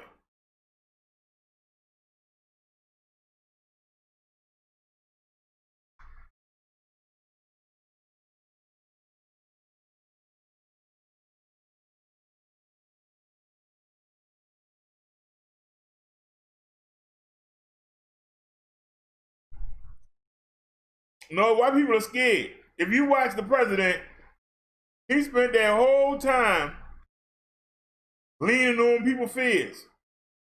Oh, if Biden getting there, the black people gonna come tear your house up.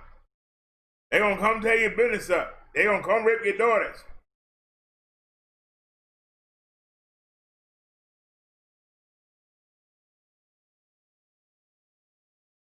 I've never understood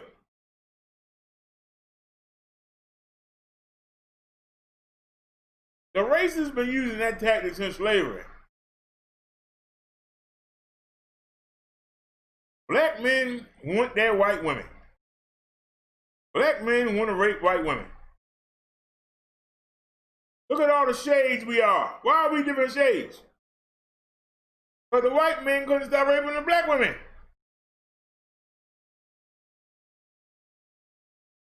All through history.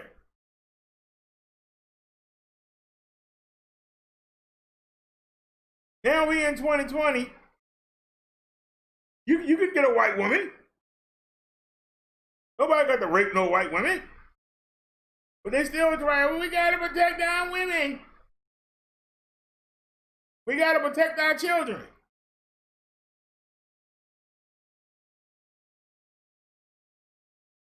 If we go to the police blotters, I'm dead serious.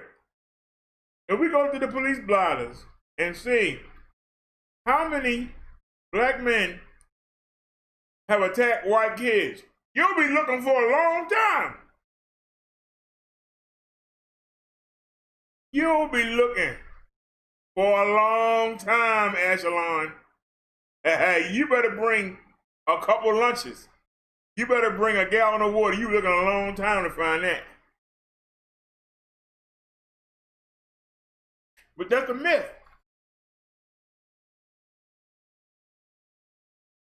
There's a black man walking down the block, he coming to do something to you. Better call the police.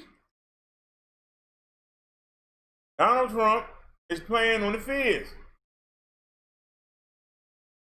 And a lot of y'all don't get it. Why do they hide in the hills and have all those guns and weapons and steel-toed boots and bulletproof vests and helmets? They got all that. For what?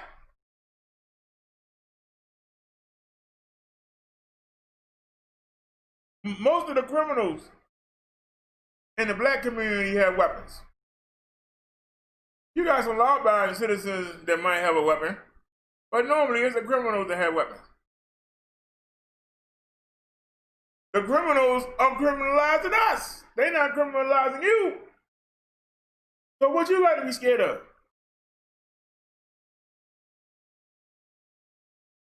They're not criminalizing us. I mean, they're criminalizing each other. They're not coming up to your neighborhood and doing it. That's what I can't get.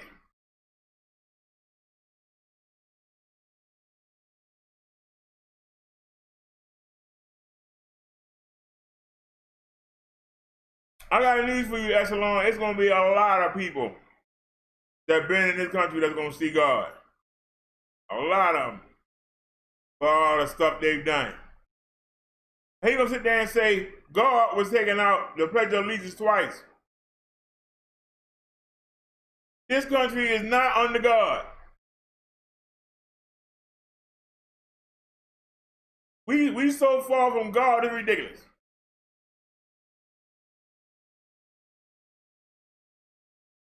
We are so far from God, it's ridiculous. But see, they convince themselves, you know. If we say God, then that means that we good with him.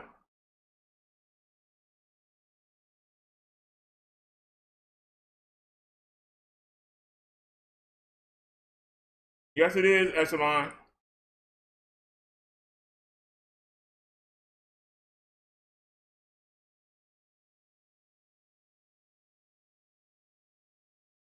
I don't know if y'all been noticing. I've been nibbling all day. Now I'm eating salad. Salad flushes me. It might be the blue cheese dressing. But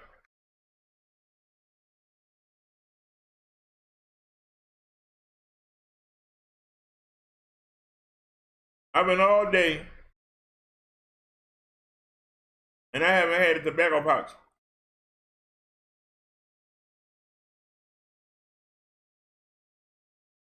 I haven't got jittery yet. I just keep trying to keep my mouth busy.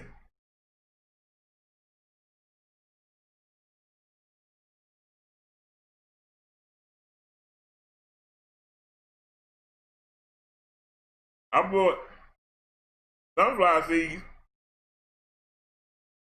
I think the sunflower seeds are worse than chewing gum.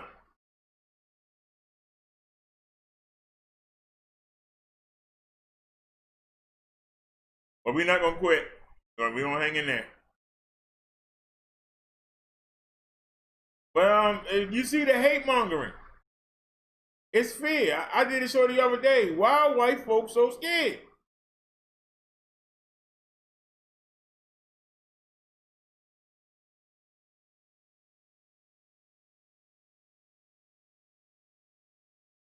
Oh yeah, they're right here. Sunflower seeds. Y'all saw me buying yesterday. See, I ate half the bag. Yeah, I've been using sunflower seeds instead of using tobacco pouches.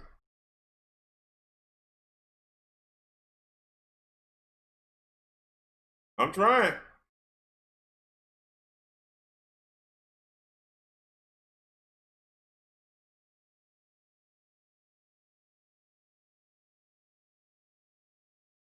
I'm trying, y'all.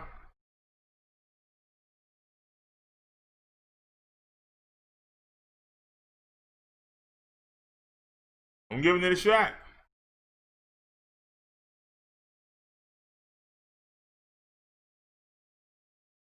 If they really wanted to pass the stimulus, they would do it.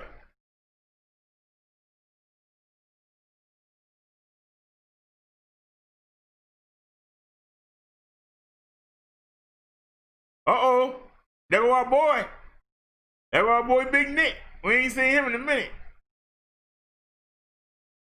We ain't seen Big Nick in a minute. What was going on with him before we get started here? Let's go ahead and let his music play, that loud music. What kind of help you doing? He ain't break the law. Y'all don't really have nothing to do. Sir, you don't know why we're here. I do know where you are. That's 7-Eleven. They called so what, but he didn't break the law. They just told you what he did. That's all. Y'all, that's not your job. Y'all not mental health therapists. That's what we need to do. That's what we need to go ahead on and defund y'all. What's your name and your badge number? That's what I'm trying to avoid.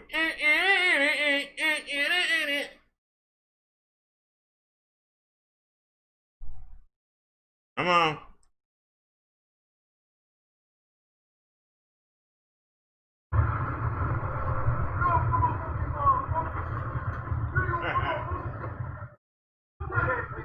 I'm not staying back. I'm not staying Florida. back, yo. I can come on, big nigga. All right then, don't give me the record. You know I know what I'm doing. What kind of help you doing? He ain't break the law. Y'all don't really have nothing to do. Sir, you don't know why we're here. I do know where you are. That's 7-Eleven. They cut the law. He didn't break the law. They just told you what he did. That's all. Y'all, that's not your job. Y'all not mental health therapists. That's what we need to do. That's what we need to go ahead on and defund y'all. Because we need somebody out here to handle this, not y'all. We dealt with him before. We know who he is.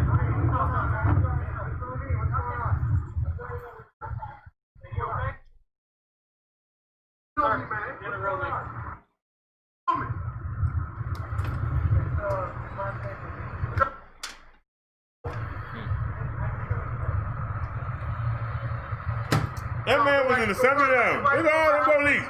Do you come and check? Do you? No, you don't care about it. Do you come check? You know him?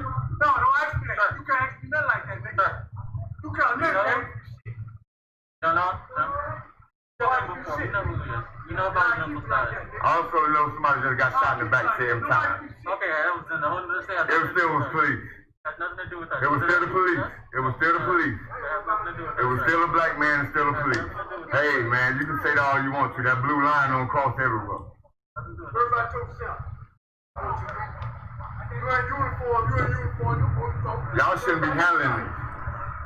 Y'all not equipped to handle this. Okay, sir. This is why the mentally ill more than anything get harmed by you guys. Because you guys aren't equipped to handle this. What's up, sir? My partner's trying to get in this car. You can get in the car, that's no problem. I'm not in this way. You actually lean on the vehicle. It's my vehicle. Your vehicle. It is my vehicle. It's more mine than it is yours. No, it's not, sir. Look, My bro. partner's trying to. Okay. Look. Not only that, I'm touching the vehicle. What's the name of your badge number? Here, Officer Brown. Your name is right here, Officer Brown, or is it Officer Brown? Right here. It says it on my vest. Officer But Brown. how you know I'm not visually impaired? So that's why you verbalize. I don't need you to say, brother. 164. Thank you. Officer Brown, ID number 18. Thank you. I don't need you to say it right here. I need you to verbalize it. Well, can you hear me?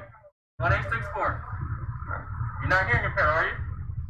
Okay. You don't want none of this, bro. You don't want none of this, Brown. You don't want none of this, Brown. That's what it is for a fix. If I can see a kindergarten.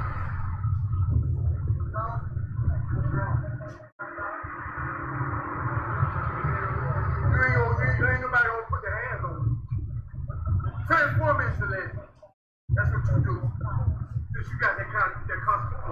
Transform into.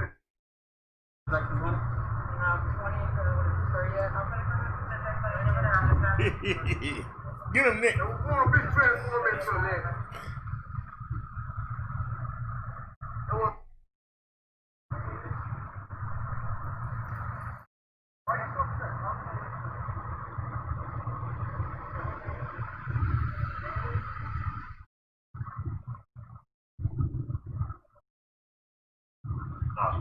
Look at him with his hand on the gun. What they carry that? On your left, got a hand on the gun. So afraid. 1, 2, 3, 4, 5 cops for one man who's unarmed. And y'all wonder why we say defund the police. This is crazy. On top of the traffic, sir. They say what he did. Hey, that's not your responsibility, me and the traffic, okay? The Supreme Court has ruled on that. That's not your job. Don't worry about that. I'm 50 years old. I done made it this far. Hey, somebody better educate this dude on Big Nick, man, because I ain't messing with you, bro, but I will put you out there. You absolutely right, Echelon. I'm Big Nick. How you doing? I ain't changed nothing, man. Don't do that now. Just stay on your blue line stuff you was on. Don't try it now. Yeah, find your number for mental health. Help you do it all the time.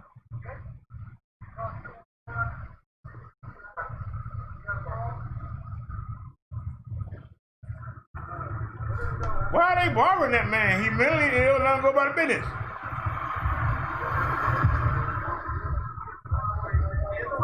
Where the hell is that? Thank you for de-escalating that. I didn't mean to come on so brash, but sorry about that.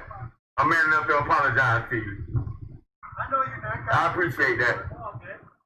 But great de-escalation. I understand that. Look, I want you guys to protect and to serve the establishment, but I also want you to do it under the color of law. That's all.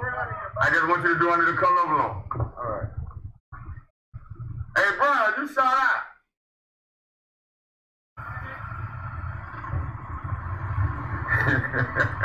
You better give him front of that car when they run you over.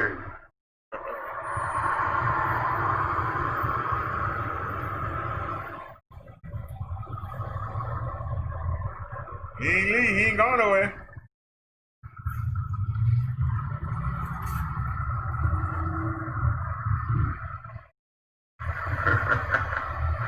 Big Nick South Florida accountability. Out. 7-0. You're gonna be my YouTube star, Ramirez. But all you But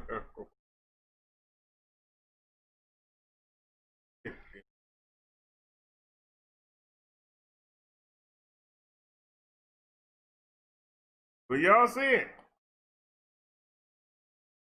Let me see if anything else we're looking at.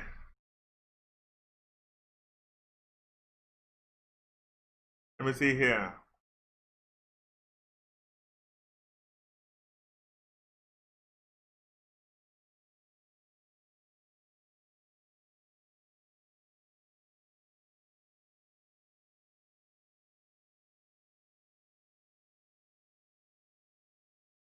I don't know. We get flagged for that.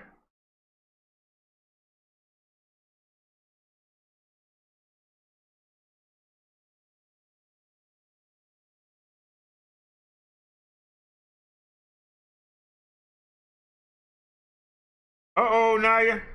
Yeah, have your boy back. New video. And I'm gonna do a song about Tommy Sawyer with the guitar. Say cheese, Tommy Sawyer to your mustache, baby. Say cheese, Tommy Sawyer to your mustache, baby. Say cheese, Tommy Sawyer to your mustache, baby. To your mustache, baby. Tommy Sawyer, Maya. Tommy Sawyer, Maya. Tommy Sawyer, Maya. Tommy Sawyer, Maya. Tommy Sawyer, Maya. Say cheese to your mustache, baby. Say cheese, Tommy Sawyer to your mustache, baby. Say cheese, Tommy Sawyer, Maya to your mustache, baby. Say cheese, Tommy Sawyer, Maya to your mustache, baby. Say cheese, Tommy. Say cheese, Tommy. Say cheese, Tommy. Tommy for Maya. Say cheese, Tommy. Tommy for Maya. Say cheese, Tommy. I'm playing guitar. Say cheese, Tommy Sawyer to your mustache, baby. Say cheese, Tommy Sawyer to your mustache, baby.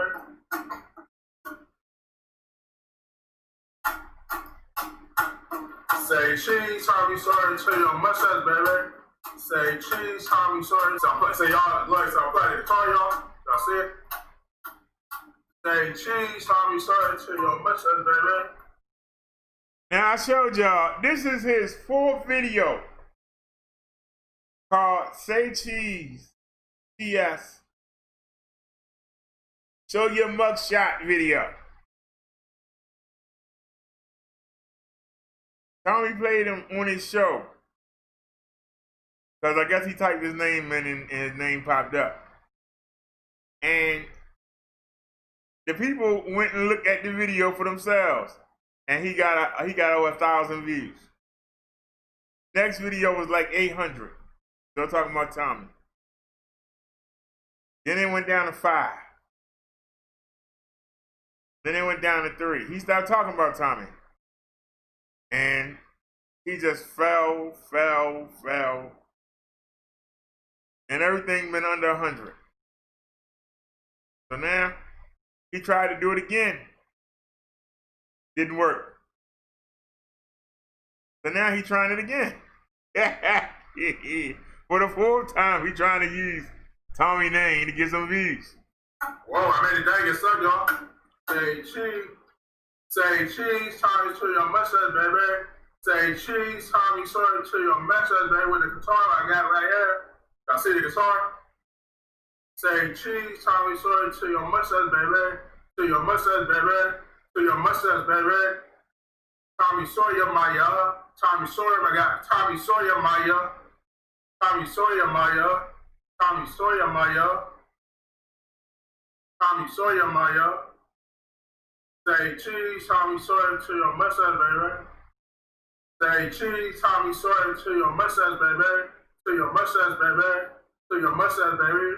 To your mustache, baby. And Tommy Sawyer might have 5 mugshots online. 5 mugshots online. He been arrested 5 times for not paying whatever he supposed to pay. Not paying for child support. Tommy Sawyer, Maya. Tommy Sawyer, Maya.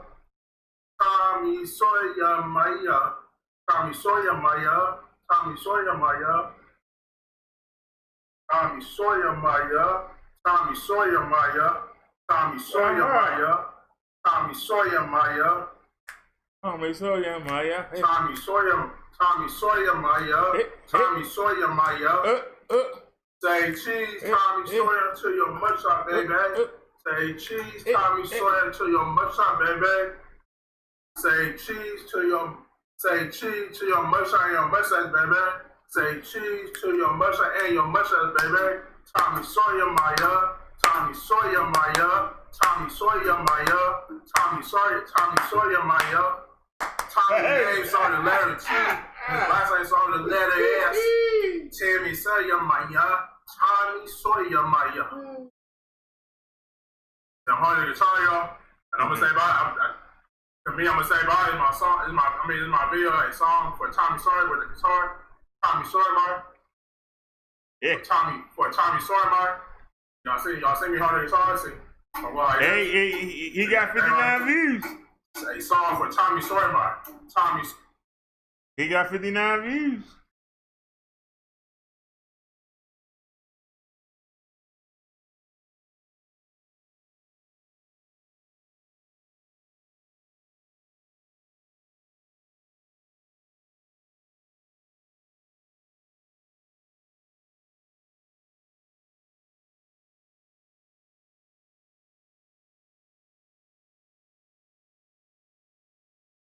All right, I'll keep looking past it. Let's see what this is.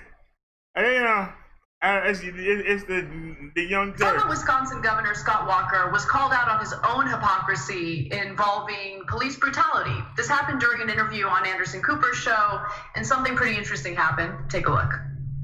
To the sheriff I reached out to, the mayor didn't want support, the sheriff did, and we took action. Right. I just think at a time like this, only pointing out what you say are Democratic failures, which I understand wanting Joe Biden to say something that he hasn't said, but not actually pointing out silence. You said silence is complicity on Democrats' part. The president has not even addressed the shooting of Mr. Blake. Now, I understand there's an ongoing investigation, and it's very important that investigation, because for all we know, some circumstances may arise that would more fully inform everybody's opinion about what happened, because we would know, what preceded this, or what was in the officer's minds, or did this person have a gun? Did this person have a weapon? Which seems the police say, looks like we lost your signal. Well, we apologize for the signal loss, but we appreciate Governor Walker's time. Sorry, live television. So, JR, I don't know. We might be unfair to him. Maybe he was trying to fix his camera angle and accidentally turned the camera off. I don't know. Maybe we should give him the benefit of the doubt. What do you think? I'm not sure in which scenario. First of all, I was just amazed that those bars came right there, those rainbow bars. I was like, that happens? Next, we're going to see the static, those old school TVs. I was like, what is that?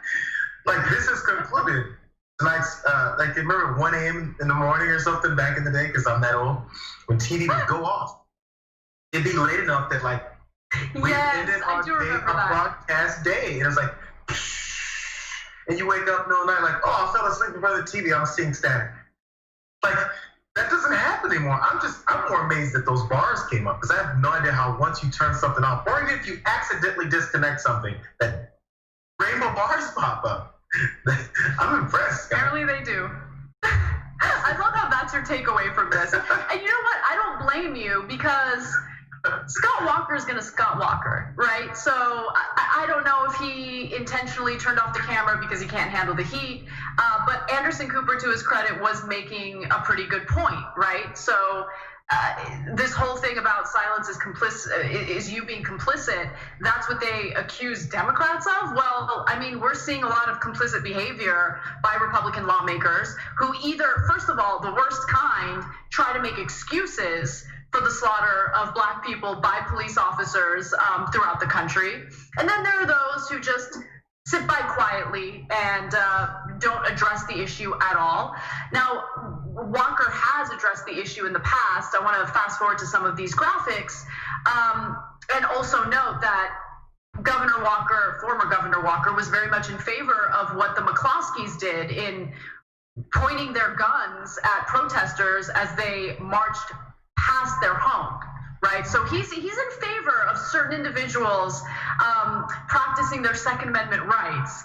But when it comes to other people, well, he would use the exact same action to justify a police shooting. So let me give you the details. So here's a previous statement from Walker. This isn't the America I grew in.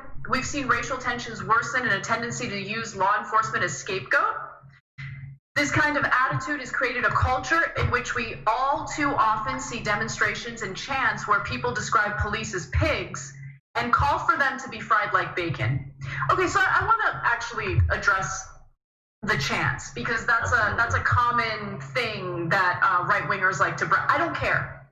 First of all, it happened during one protest, and they love to like latch onto that as justification for murder, right? For these types of people. What happened to like words don't matter, right? What happened to, oh, well, you should need a safe space from words you don't like to hear? Who cares what they're chanting? What matters is who's getting harmed physically, who's losing their lives, who's getting killed. And we've seen multiple examples, endless examples of where the issue really is. Yeah, I mean, you got the guns, you got the law behind you, you got politicians on both sides of the aisle, by the way, behind you and everything that you do. So what are you worried about what someone says and what name they call you? They actually don't.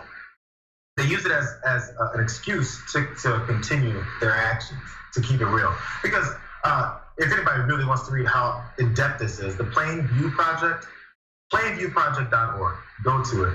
You can scroll through countless Facebook posts, social media posts that were done by police officers. Police officers also responding to social media posts saying some extremely disgusting things that had nothing to do with frying or pigs, but what they call citizens and what they say they want to do to them and how they laugh about it.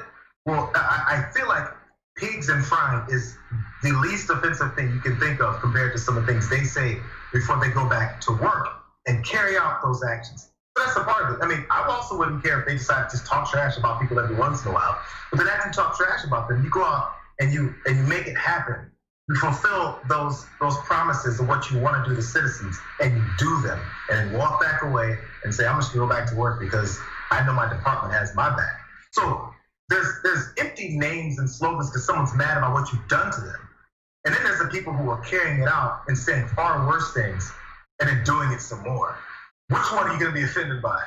Really? Right. I'm going to give you a few more statements and then debunk some of what Scott Walker says, not because Scott Walker has the type of rhetoric that gets parroted by others who justify police murder. He says police officers across the country need to know that we have their back. As I've done throughout my career, I will continue to have the backs of police officers, sheriff's deputies, and state troopers and treat them with the respect they deserve. No law enforcement officer should fear to do their job the way he or she was trained to do it, and no law-abiding citizen should fear for their safety from those sworn to protect us.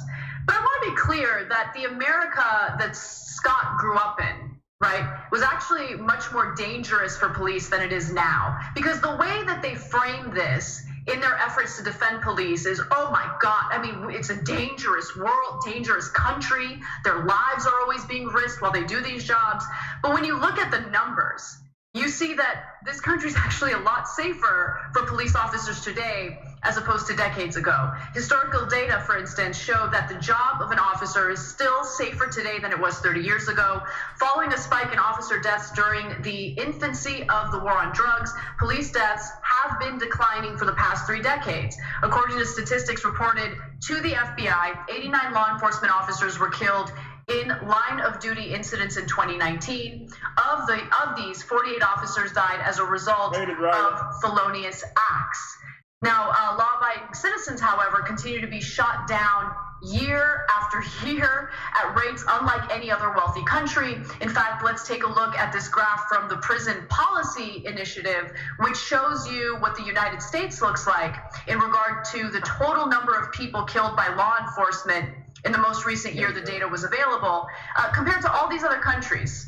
You see Canada, Australia, Germany, the Netherlands, England and Wales, Japan, New Zealand, Iceland, Norway. Now you got a link. I mean, come on. Scott Peterson is the isn't Scott Peterson the governor of Wisconsin? Is it Wisconsin or Minnesota? It's one of them.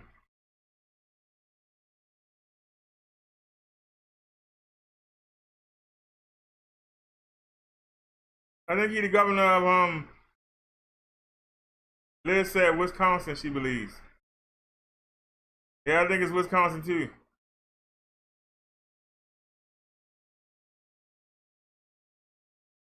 Wait a minute, I can find out for you right now. Cause Donald Trump, I got one of his tweets. Wait a minute, where is it? Where did I put it? That's the question. Where did I put it?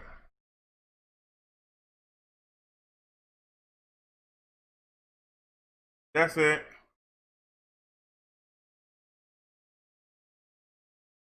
Wait a minute. Yeah, let's go back. Let's grab it. Takes me 1 second. All right.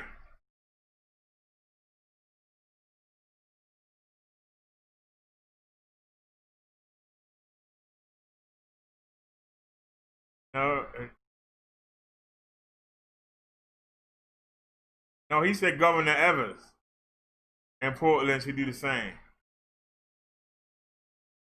That must have been another tweet I was thinking of.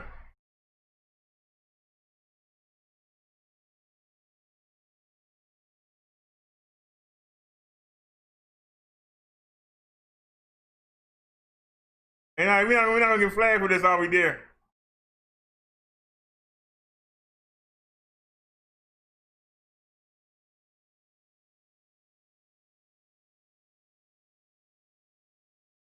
All right, y'all, this is from Naya.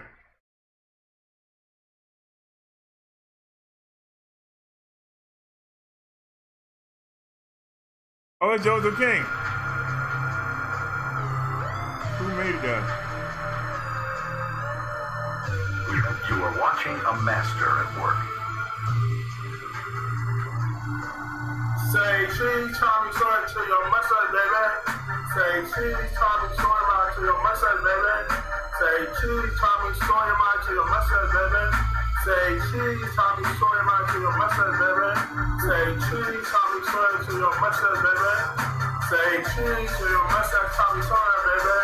Say cheese, Tommy Sawyer to your mustache, baby. Say cheese, Tommy Sawyer to your mustache, baby. To your mustache, baby.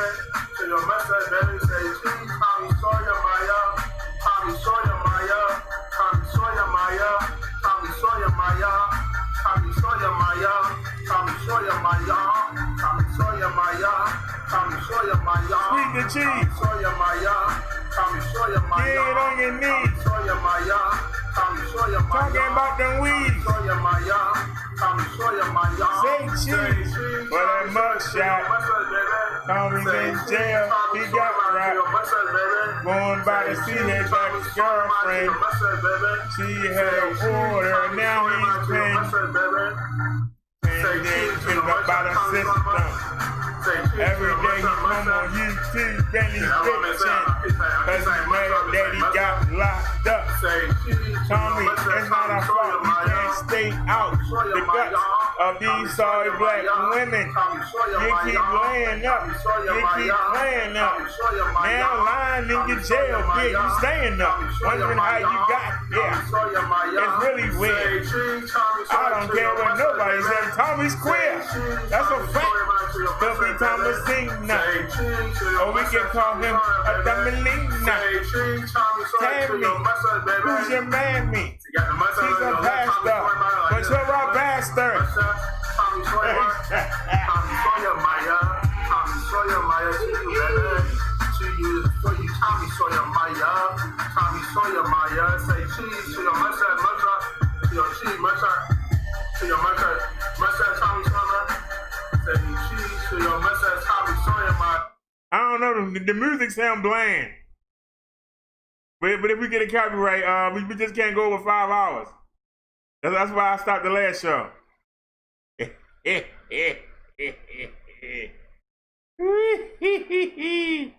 Tommy Maya. Yeah, he can't flag neither. Because he ain't saying his name. He's saying So Maya. He's saying So.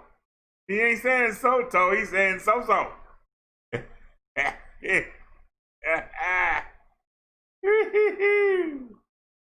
Oh, Liz said, laugh out loud. I don't want that man's name in my head. That's what I'm saying. He sounds like two cats fighting in a trash can. Liz said, say cheese. That's what I'm saying. Now rocket science is great with mixes. He dropped the ball on this one. You know? But it just goes to show you that even. Liz said, laugh a lot, nigga. This is cringeworthy with the potential to stick in your mind. It is cringeworthy. Because even he know. If you use somebody's big name, you get more attention.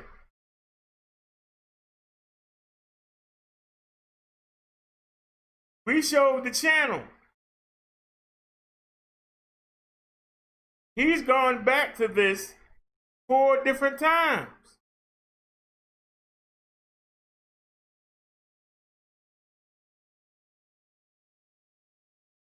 He was talking about he had LeBron James' name in the title.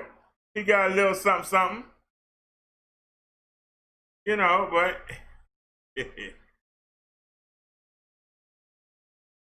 because Tommy had him on his show and his views went up, he think they're gonna stay up. And then he don't have to talk about Tommy no more.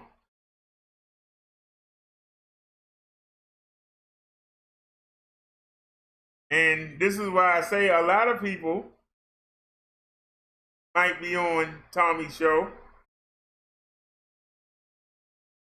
And while they with him, that numbers go up. But then when they leave him, when he dropped them, and they on their own again, that numbers fall. You know, for the first week, the people still come around.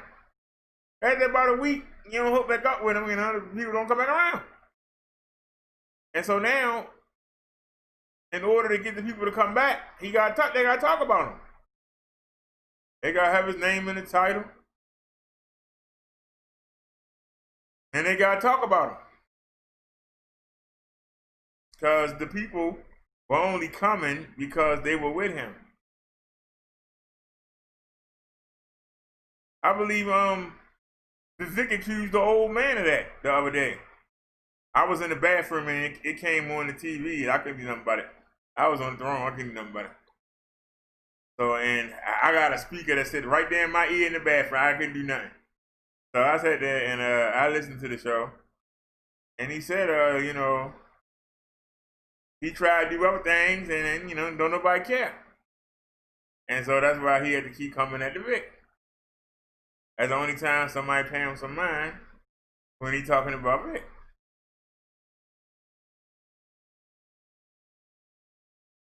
And just backing up what I say. Look at the people that was linked with him and then see how long it takes for them to turn on him. See how long it takes for them to turn on him. Echelon says he is pseudo big. He says outside of YouTube, no one knows who he is. You know, he likes when you talk about him. It keeps him relevant. He likes when you talk about him. But he knows better to come over here. Yeah. It's a butt whooping waiting for him. That's facts.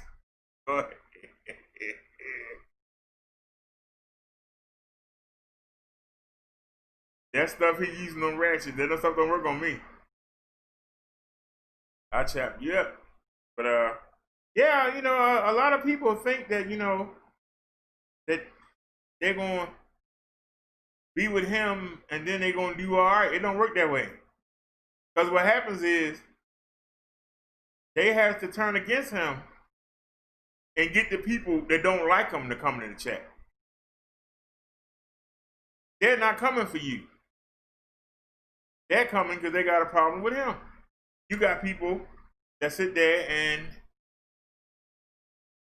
have chats with people coming there and they talk about Wazzy, and they talk about Pharaoh, and people got chats where they talk about Poppy. People got chats where they talk about Chucky. You know, the people come there because they hate that person. It's just you just the channel, a place for them to come say what they gotta say. That's all you is. Listen, if you let people come there and you don't block them, and you don't wrench people, and they can come in there and they don't have to worry about being blocked, they can say all the crazy mess they want to say.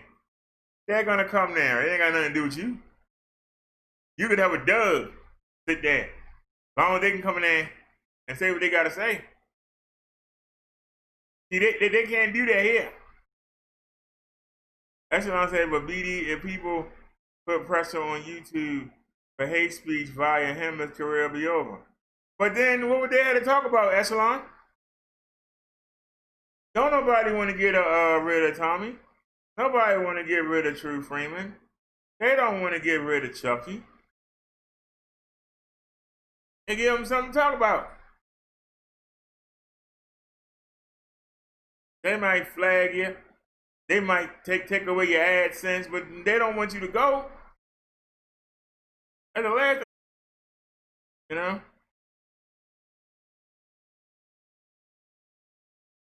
They don't want him to go nowhere. They like what he doing. Quietly, it gives them something to talk about. You take that away, they ain't got nothing to talk about. What they gonna talk about?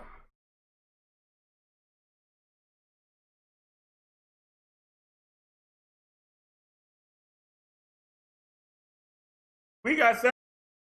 You think that egos can having 7 people in the room? Oh, ain't nobody here fighting? Ain't no drama here? Oh, this is boring. Let me see. Let me see who else is on. That's when they get shell-shocked. They do their own thing and don't nobody come. They get shell-shocked.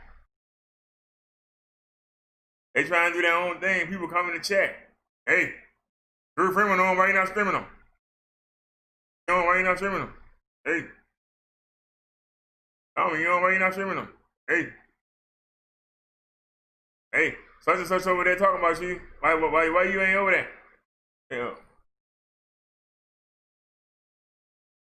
Seriously.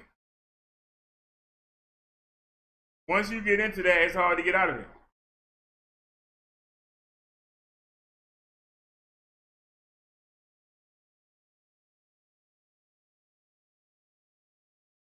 That's why I said I would rather have people come to see me and want to hang out with me than to come talk about somebody.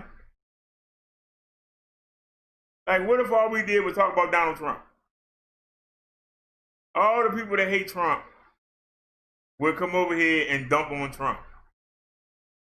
But then we try and talk about Biden. No, you can't talk about Biden. I like Biden. No, I'm not going to watch it.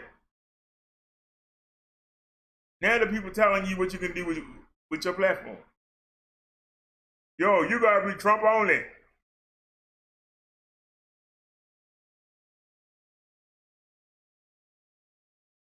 They don't want to get rid of him. They all want to be him. And the truth, they all want to be as big as he is. And like I said, all of them can't consistently do 2K a video. They cannot consistently do it. They can't do 2K a video. Tommy does 14 to 26K a video. So that's where you should be at. You should be in the 14,000 range for every video. At least 12,000. If he has you on his platform, you should be able to at least do half of what he's doing.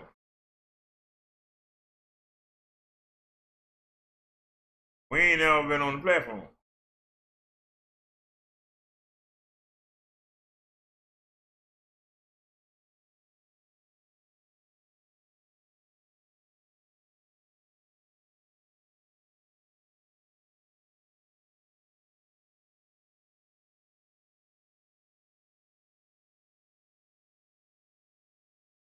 You have to look at who put you on. Victor Moon put us on. He averages between 3 something and 1100. So we should get half of that. And for the longest time, I averaged 150 to 180. Now, that was back in January 5th of 2018. We ain't gone up, we ain't gone down.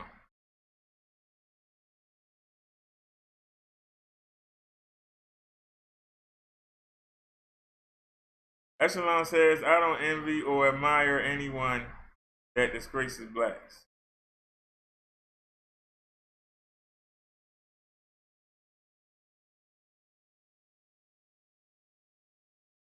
I don't disgrace them. I put them in their place.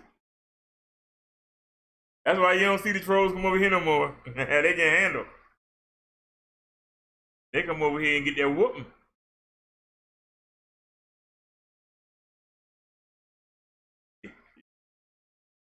All right, he's a great show. He'll be right back. All right, let's see if we can find one more news article. Like I said, we just happened to see, you know, old boy. I thought Naya would enjoy seeing him.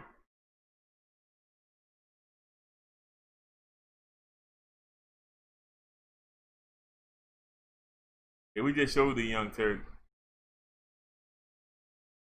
Excuse me.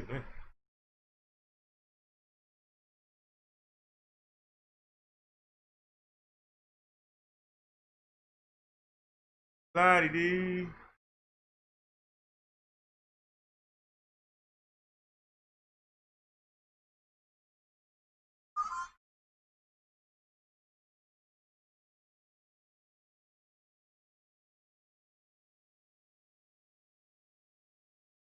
You looking?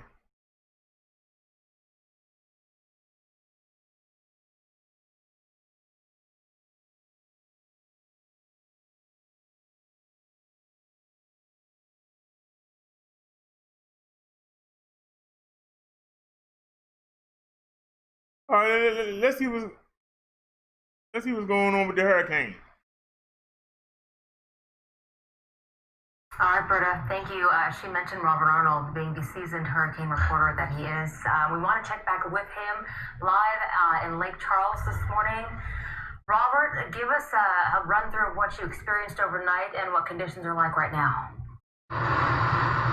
It's really stunning how Laura has been able to retain so much of her strength. You know, a lot of these hurricanes that we see, especially when we're right along the coast, is they come in hard, but the minute they hit land, they start losing some of that strength. That nice warm land mass kind of sucks some of the strength out of this storm.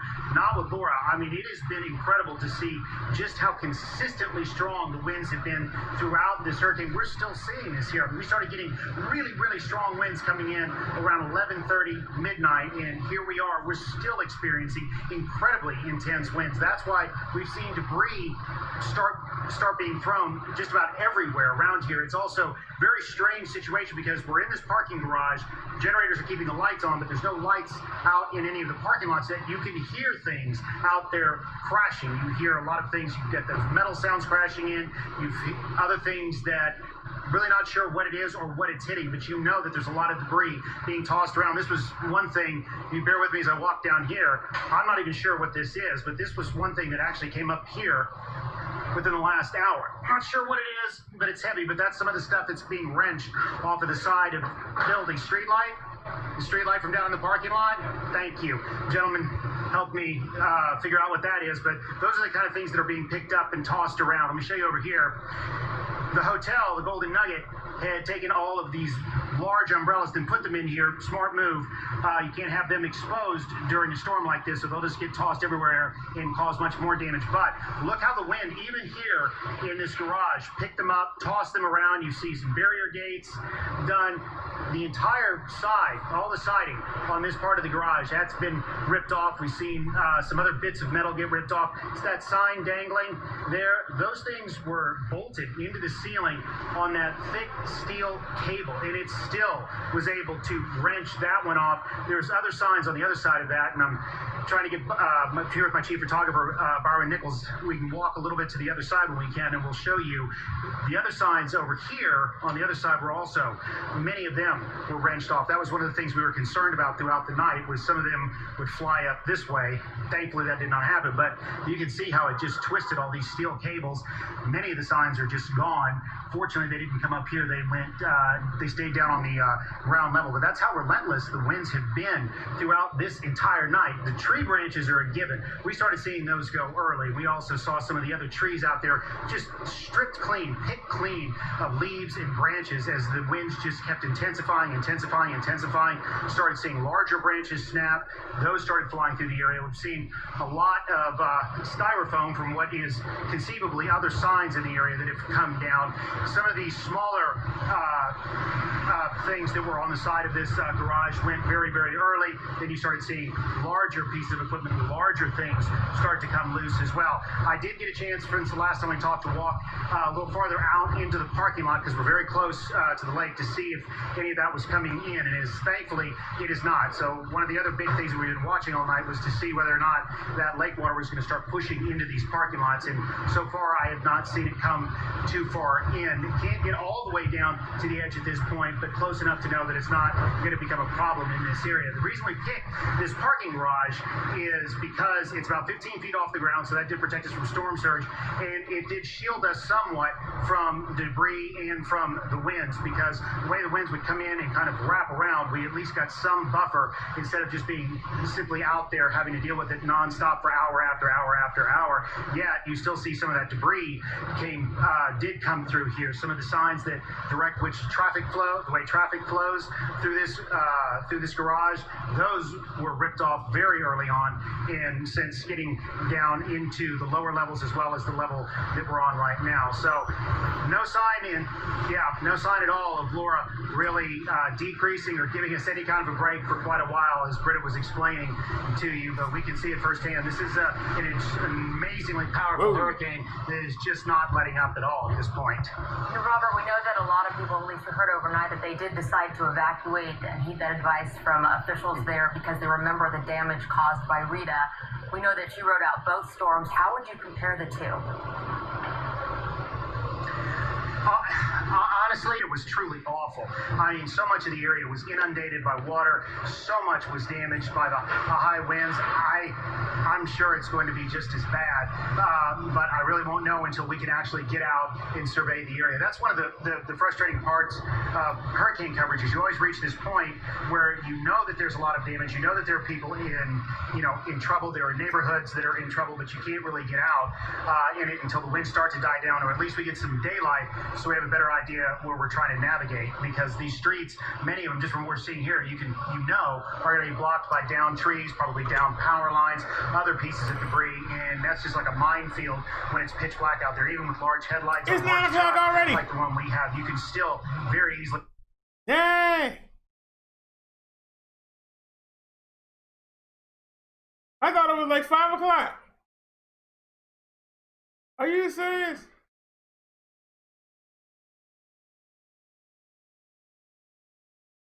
All right, let's get to the reason that we came. The name that's what's in the title.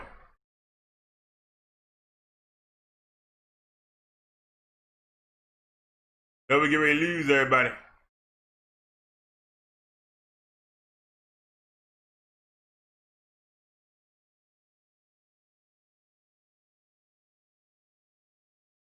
Hopefully some of y'all stick around.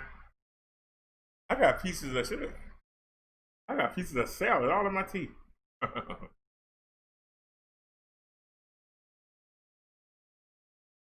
right. I think we're on Luke 5. You want again?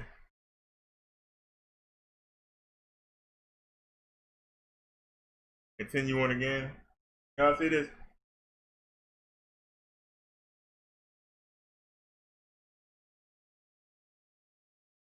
Yep, I was right. It's Luke 5. One more. One more, baby girl. One more. All right.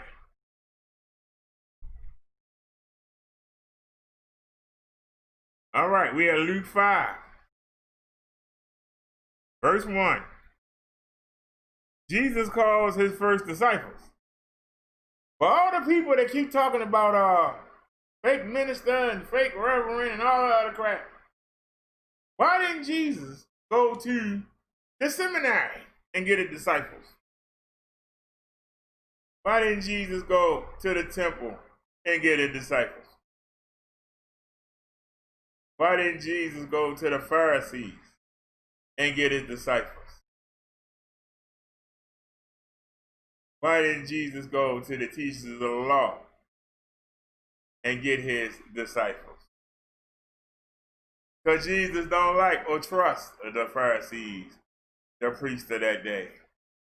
Because they lied to the people. So he picked out some good souls. People that weren't trained to lie. People that he could mold. People who ain't worrying about getting $1 in their pocket. Let's see who he chose. One day as Jesus was standing by the lake of Gennesaret, the people were crowding around him and listening to the word of God. He saw at the water's edge 2 boats left there by the fishermen who were washing their nets. He got into one of the boats, the one belonging to Simon, and asked him to put it out a little from shore. Then he sat down and talked to people from the boat. When he had finished speaking, he said to Simon, "Put into deep water and let down the nets for a catch." So I guess pull out to the deep water. Simon answered, "Master, we worked hard all night and haven't caught anything. But because you say so, I will let down my nets." When they had done some, they caught such a large number of fish that their nets began to break. So they signaled their partners in the other boat to come help them. And they came and filled both boats so full they began to sink. When Simon Peter saw this, he fell at Jesus' knees and said, "Go away from me, Lord, I am a sinful man." For he and all his companions were astonished at the catch of fish they had taken in. But he and all his women, and so were James and John, the sons of Zebedee, Simon's partners. Jesus said to Simon, "Don't be afraid, from now on you will fish for people." So they pulled up their boats on shore, left everything, and followed him. When Jesus was in one of the towns, a man came along who was covered with leprosy. When he saw Jesus, he fell with his face to the ground. "Lord, if you are willing, you can make me clean." Jesus reached out his hand and touched the man. "I am willing," he said, "be clean." Leprosy left him. Then Jesus ordered him, "Don't tell anyone, but go show yourself to the priest and offer the sacrifices Moses commanded for your clean testimony to them." Yet the news about him spread all the more near him and be healed by their sicknesses. But Jesus often went places and prayed.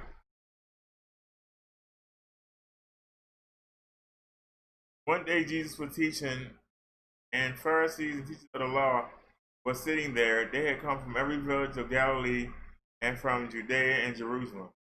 And the power of the Lord was with Jesus to heal the sick. Some men came carrying a paralyzed man on a mat and tried to take him into the house to lay him before Jesus. But they could not find a way to do this because of the crowd. They went up to the roof and lowered him on his mat through the tiles in the middle of the crowd, right in front of Jesus. When Jesus saw their faith, he said, "Friend, your sins are forgiven." The Pharisees and the teachers of the law began thinking to themselves, "Who is this fellow who speaks blasphemy? Who can forgive sins but God alone?" You can also ask the Roman. The Roman priests say they can forgive your sin. Hey, Chun-Li, but you get it right here. Don't take my word for it. Who did Jesus think he is, saying that he can forgive a sin? Only God can. So how can a priest forgive your sin?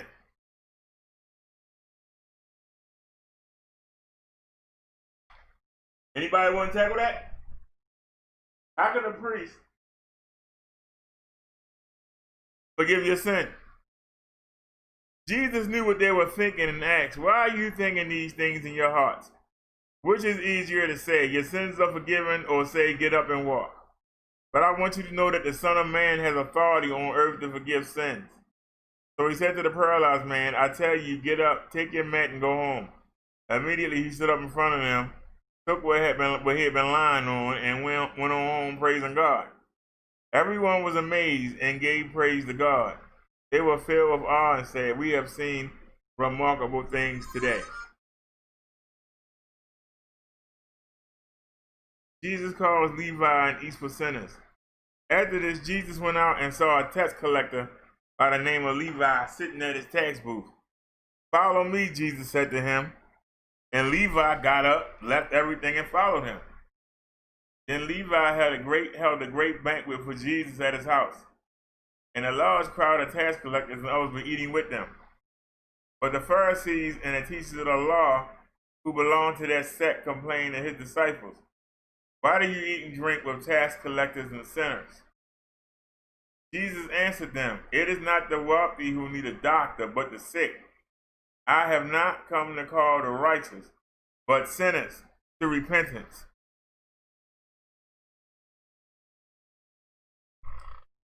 Jesus questioned about fasting. They said to him, John's disciples often fast and pray, and so do the disciples of the Pharisees.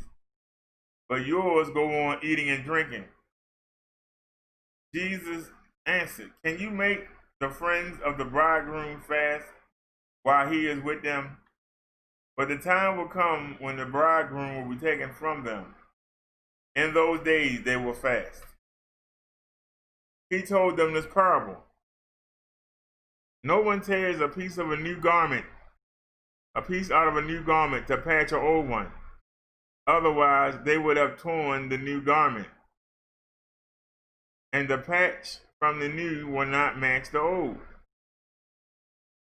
No one pours new wine into old wineskins. Otherwise, the new wine will burst the skins. The wine will run out, and the wineskins will be ruined. No, new wine must be poured into new wineskins, and no one after drinking old wine wants the new, for they say the old is better.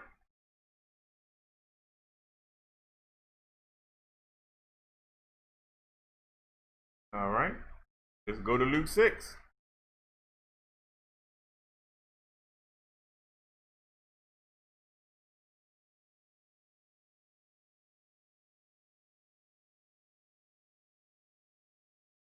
Jesus is Lord of the Sabbath. One Sabbath, Jesus was going through the grain fields, and his disciples began to pick up some heads of grain, rub them in their hands, and eat the kernels. Some of the Pharisees asked, what are you doing? Why are you doing what is unlawful on the Sabbath? Jesus answered them, have you ever read what David did when he and his companions were hungry? He entered the house of God, and taking the consecrated bread, he ate what is lawful only for priests to eat, and he also gave some to his companions. Then Jesus said to them, the Son of Man is Lord of the Sabbath. On another Sabbath, he went to the synagogue and was teaching, and a man was there whose right hand was shriveled. The Pharisees and the teachers of the law were looking for a reason to accuse Jesus, so they watched him closely to see if he would heal on the Sabbath. But Jesus knew what they were thinking and said to the man with the shriveled hand, get up and stand in front of everyone. So he got up and stood there. And Jesus said to them, I ask you, which is lawful on the Sabbath, to do good and was completely restored?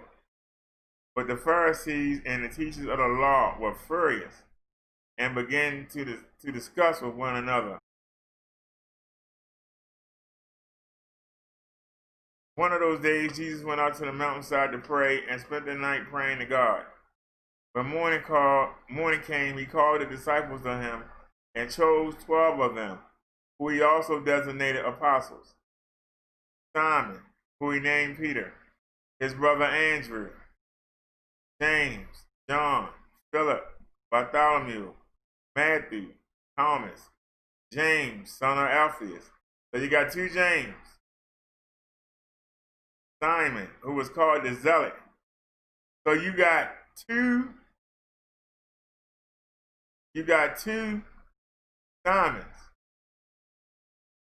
He renamed him Simon Peter. Keep that in mind, but you got two Simons. And you got Judas, son of James, and Judas Iscariot, who became a traitor. So you got two Judases. You got two James. You got two Simons.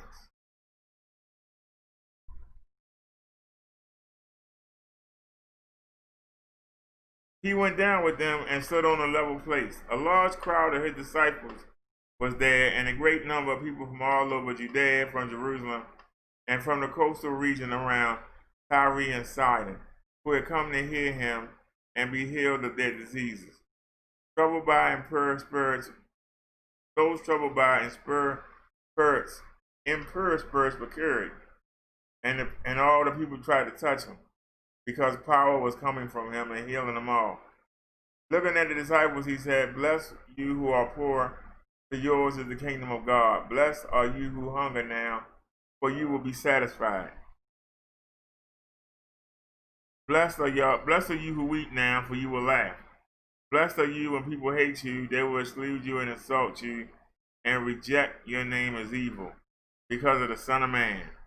Rejoice on that day and leap for joy, because great is your reward in heaven. For that is how the ancestors treated the prophets. But woe to you who are rich, for you who have already received your comfort. Woe to you who are well fed now, for you will go hungry. Woe to you who laugh now, for you will mourn and weep. Woe to you when everyone speaks well of you, for that is how the ancestors treated the false prophets. But to you, listen, I say, love your enemies, do good to those who hate you, bless those that curse you, pray for those that mistreat you. If someone slaps you on one cheek, turn to them the other. If someone takes your coat, do not withhold your shirt from them. Give to everyone who asks you, and if anyone takes what belongs to you, do not demand it back. Do it to others as you would have them do it to you. If you love those that love you, what credit is that to you? Even sinners love those who love them. And if you do good to those that are good to you, what credit is that to you? Even sinners do that. And if you lend to those from whom you expect payment, what credit is that to you? Even sinners lend to sinners, expecting to be paid in full. But love your enemies, do good to them, and lend to them without expecting to get anything back. And your reward will be great, and you will be children of the Most High, because he is kind to the ungrateful and wicked. Be merciful, just as your Father is merciful. Do not judge, and you will not be judged. Do not condemn, and you will not be condemned. Forgive, and you will be forgiven. Give, and it will be given unto you. A good measure, pressed down, shaken together, and running over, will be poured into your lap. But with this measure you use, it will be measured to you. He also told him this parable. Can the blind man lead the blind? Will they both not fall into a pit? The student is not above the teacher, but everyone who is fully trained will be like their teacher. Why do you look at the speck of stardust in your brother's eye and pay no attention to the big plank of wood in your own eye? How can you say to your brother, let me take the speck out of your eye? You yourself feel the seed, the big plank of wood in your own eye, you hypocrite. First take the plank of wood out of your eye, and then you will see clearly to remove the speck from your brother's eye. So make sure your house is in order. Make sure you're good, but you worry about somebody else.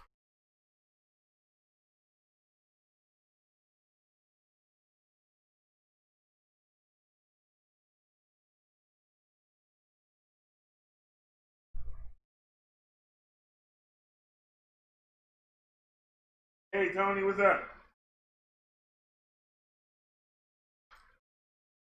Hey, I'm glad that you and Chung Lee both here together. Because the other day, we had a little discrepancy. I told y'all that I didn't think that Mary should be on the same level as the Father, the Son, and the Holy Spirit. And you and Tony and Chung Lee said that she should.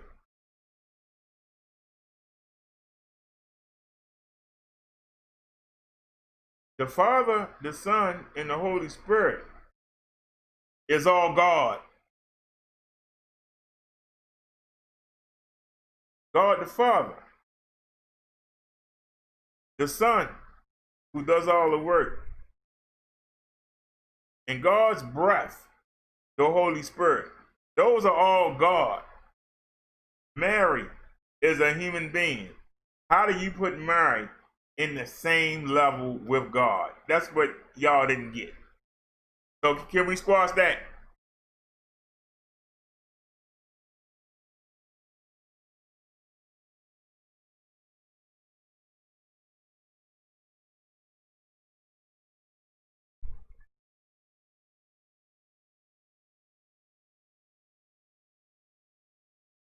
So I'm just asking the question.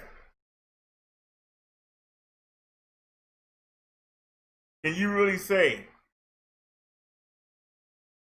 that the human being is on par with God?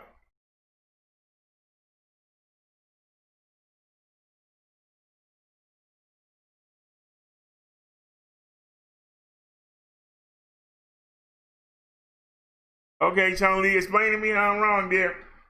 I just gave you my case. Explain how I'm wrong, dear. I'll listen. Tell everybody how I'm wrong.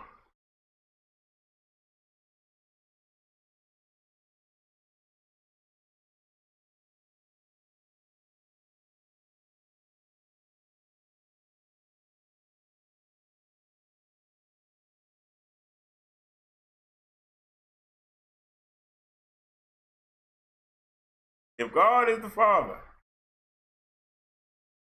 and Jesus is a part of God that does the work,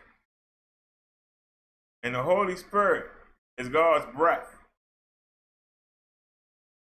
how do you rank Mary in that same category? How do you put Mary in the same category? Not saying she shouldn't be on it, but how do you put her in the same category?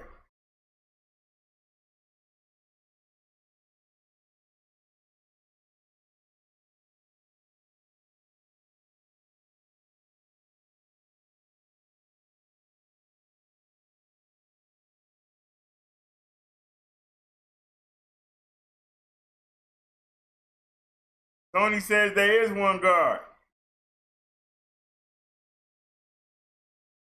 Jesus is God. The Holy Spirit is the breath of God. They all the same. 1, 2, 3.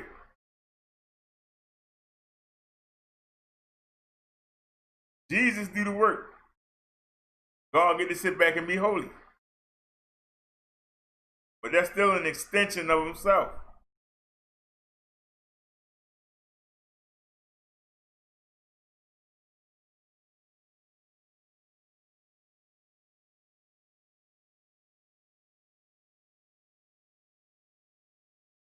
You said because God worked through her.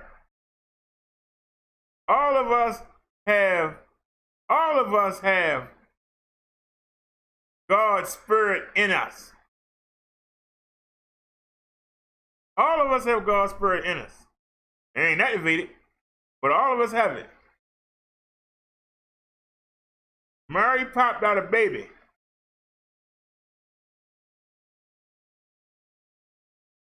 She deserves mention for giving birth to Jesus.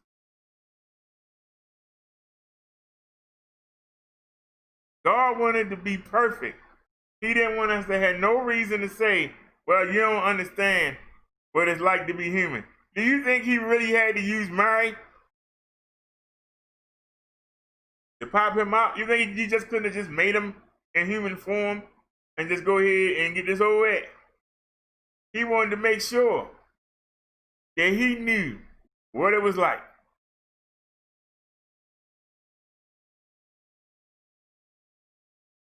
Because the Jesus form of God is going to be the one that's fighting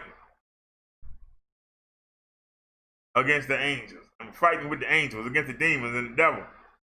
Jesus is the one that's going to be standing there on that platform when everybody got lined up. He the one that's going to judge them. So Jesus went through everything that a man could go through. And not only did he do that, he showed us how to live without sin, what God expects of us. He came down here and showed us everything, and then died for us so we can have eternal life.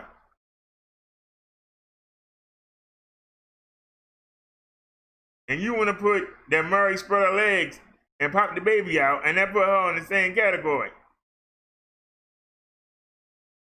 That put her in the same category with Jesus.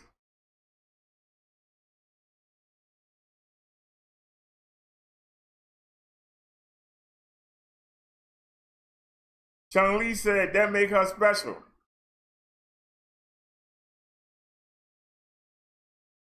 Chung Lee, don't you have children? Didn't you give birth?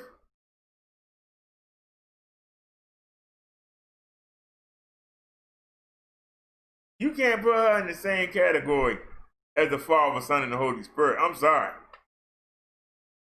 You can't.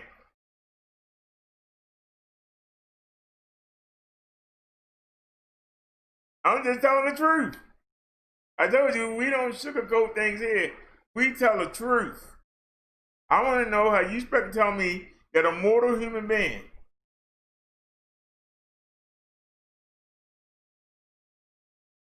who had the womb of Jesus Christ, a man that's been around since the beginning, you act like it's his first day on the daggone planet. The man did all the work. Do we need to go to John 1? Jesus was doing all the work from the beginning. You act like Jesus was this baby born. Jesus been around since the beginning.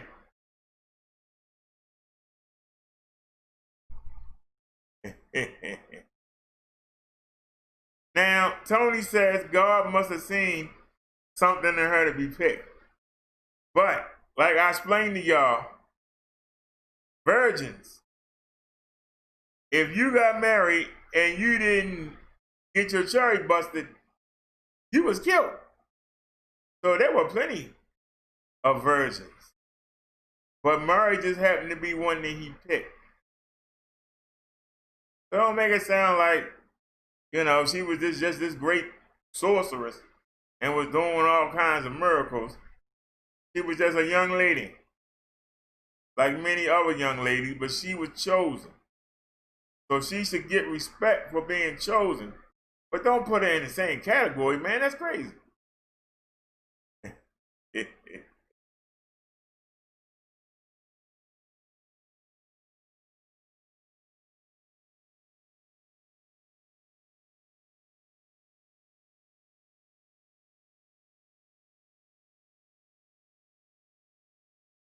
So you saying because she witnessed this and witnessed that, she witnessed something that put her in the same category?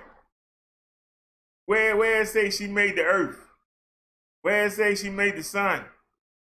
Where it say she made anything? That's all I'm saying. You are acting like she did something extraordinary. She gave birth.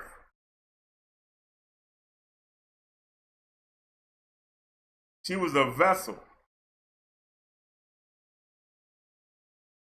Y'all just giving it too much credit. All right, so let's get back to it. Y'all just giving it too much credit. And I'll leave it at that. No good tree bears bad fruit, nor does a bad tree bear good fruit. Each tree is recognized by its own fruit. People do not pick figs from thorn bushes or grapes from briars. A good man brings good things out of the good stored up in his heart. And an evil man brings the evil things out of the evil stored up in his heart. For the mouth speaks what the heart is full of. Why do you call me Lord, Lord, and do not say what I say? As for everyone who comes to me and hear my words and puts them into practice, I will show you what they are like. They are like a man building a house who dug down deep and laid the foundation on rock. Torrent struck that house, but could not shake it, because it was well built. But the one who hears my words and does not put them into practice is like a man who built a house on the ground without a foundation. The moment the torrent struck that house, it collapsed, and its destruction was complete. And that's the end of Luke 6. But let's go to John 1.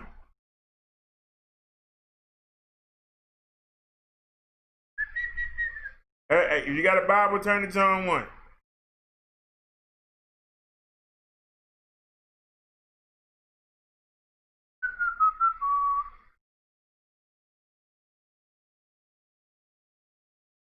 Let me blow this up so y'all can see it.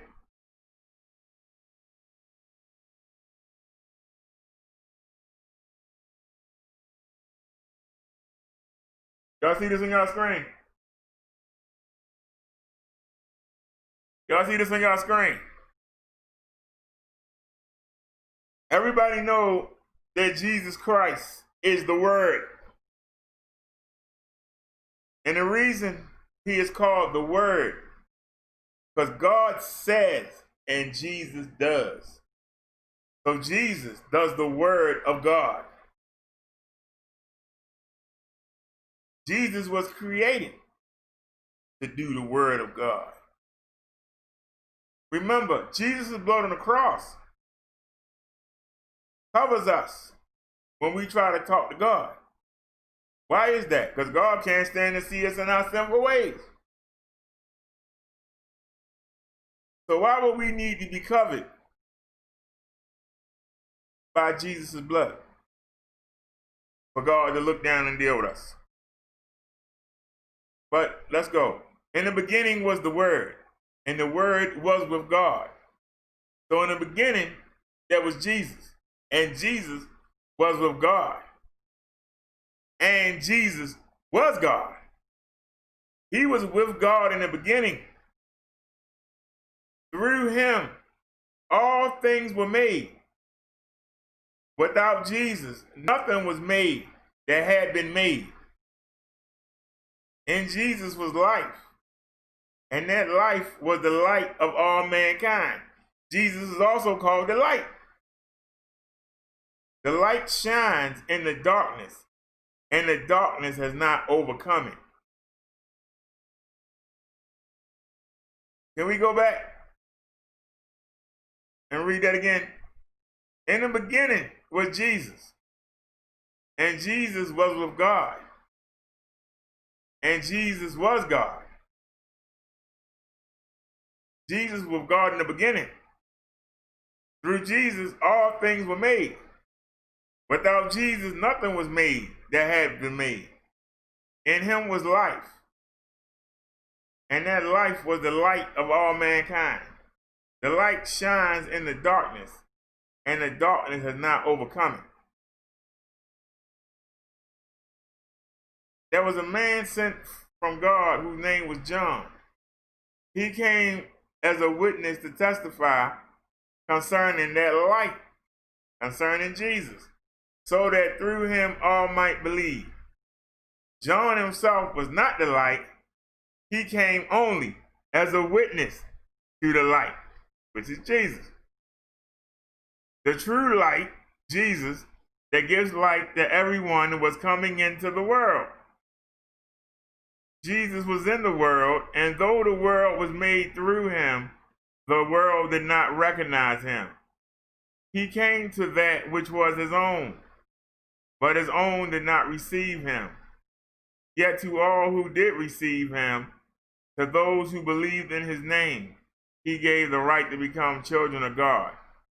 Children born not of a natural descent, nor of human decision or a husband's will, but born of God. Jesus became flesh and made his dwelling among us. We have seen his glory, the glory of the one and only Son, who came from the Father, full of grace and truth.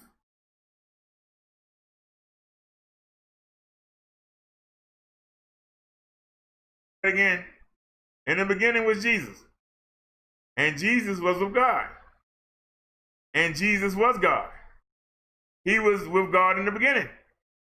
Through Jesus, all things were made. Without him, nothing was made that has been made.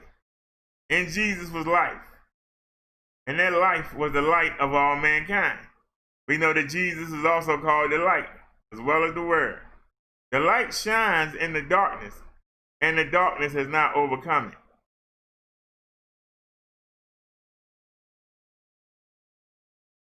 I'll read this again. The true light, Jesus, that gives light to everyone, was coming into the world. Jesus was in the world. And though the world was made through Jesus, the world did not recognize him. Jesus came to that which was his own, but his own did not receive him. Yet to all who did receive him, to those who believed in his name, he gave the right to become children of God. Children born not of natural descent, nor of human decision or a husband's will, but born of God. Jesus became flesh and made his dwelling among us. We have seen his glory, the glory of the one and only Son who came from the Father, full of grace and truth.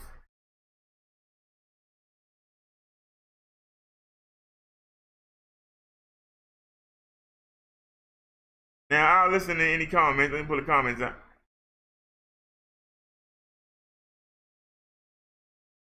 No, I'm not gonna keep going on. I'm just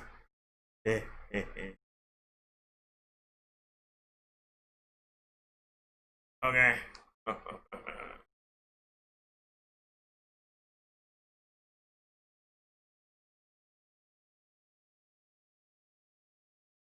All right, Essalon said, "Chum, let me put it as simple as I can. The Catholicism champions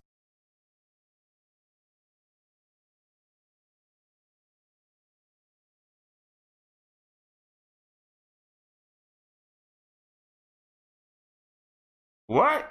So if Issa was in the beginning, why have a God?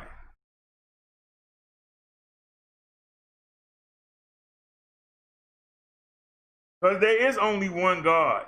Jesus and God are the same person. That's why it don't matter if you say God or Jesus.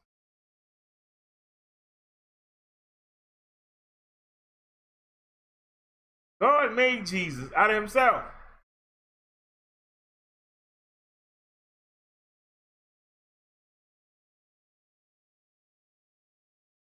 Jesus do the work.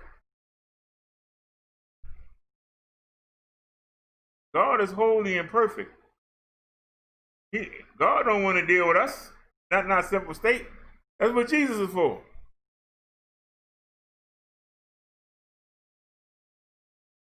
That's why you have angels. Eshalon says, Brother Derek, people no disrespect, but people will disagree with you. Well, I showed you from the front. I showed you from the back. I showed you from the front. I showed you from the side. Now, once again, I always say, you can see the information and it go into your brain, and you can hear the information and it go into your brain, but at some point, you're going to rationalize it your own way. I didn't give you my own way. I told you what's wrote.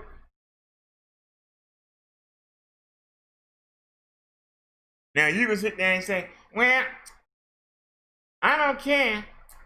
She gave birth to him, and that makes her on the same level as Jesus Christ, God, and the Holy Spirit. So it's four of them, all right? Mary was just as important as Jesus and God is, so I'm going to put them in the same category. Well, if that's your rationalize, that's how you rationalize it, that's on you. All I can do is tell you the truth. Now, I laid it out to you. We already know that Catholicism was changed around. But we know it. We know it. Earlier. But yet, Catholic priests call you in that little dark room and they say they can forgive your sin. Do you know why? Because in around 1400 AD,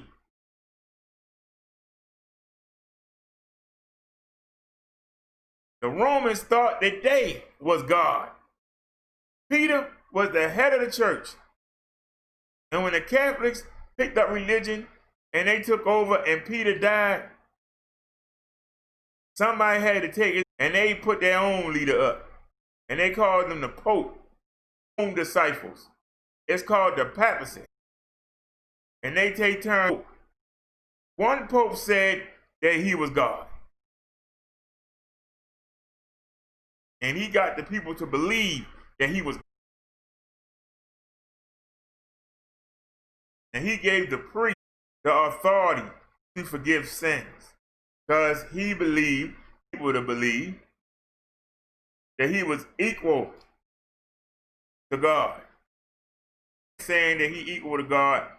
You think it's weird that they want to? Why would you find that strange? Oh, she is the mother of God. What did the Pope do? God. So why wouldn't he say that Mary was up there? She did something. He didn't do nothing. Except proclaim birth God. She did more than what he did. All he did was lie to the people and take, you know, God and Jesus' authority.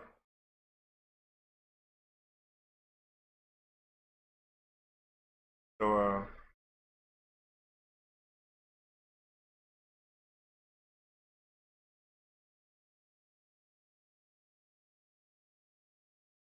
Chung Lee says that I'm bashing. Oh, Lord, somebody call Tommy. We got somebody here using the bash word.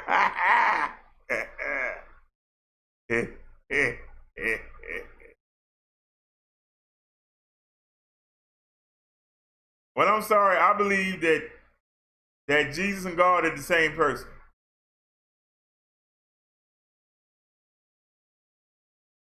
But God made an alter ego of himself to deal with us. Jesus does the work.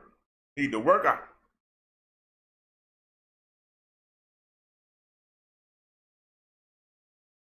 God's breath is a driving source. So you got the Father, the Son, and you got the Spirit. 1, 2, 3. In that order. 1, 2, 3.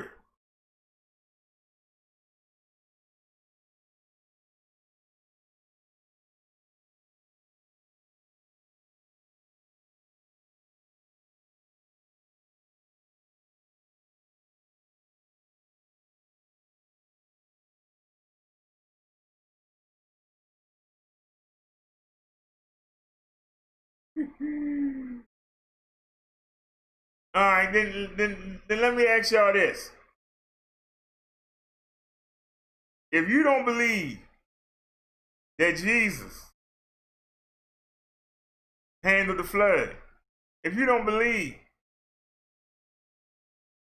that Jesus handled the death angel that killed all of Pharaoh's babies, if you don't believe that Jesus took out Sodom and Gomorrah and killed all them people, if you don't believe any of that, how can God say he holy and do all that destruction? How can God say he holy and cause all that destruction? Oh, listen. How can you be perfect and cause all that destruction? When the Israelites were being led around the desert and they kept complaining, and the scorpions and the snakes got sick on them, and a big plague came on them, and they asked for meat, and they gave them so much meat that it stunk up the earth and it drew all kinds of stuff, and they begged for it taken away. You telling me somebody perfect did all those evil things? Because those are evil things. How can he be holy? How can he be perfect?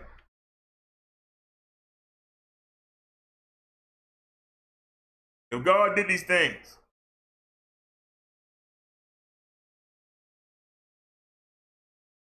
how can he be holy? That's why he had Jesus to do it. He made Jesus to do it.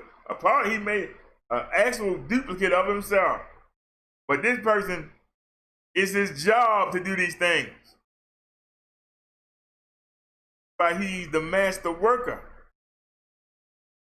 God says and he does. Jesus decides whether or not you go to the next level. Jesus decides whether or not you face the second death and go in the pit.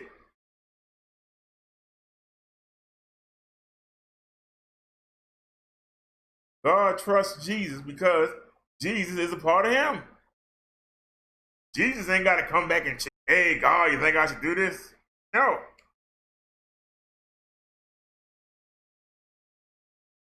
He is a separate entity, but he's still the same person. So God can sit back and be holy. Why does the devil had to go snitch on people? Wouldn't God already know it? He can't stand to look at us.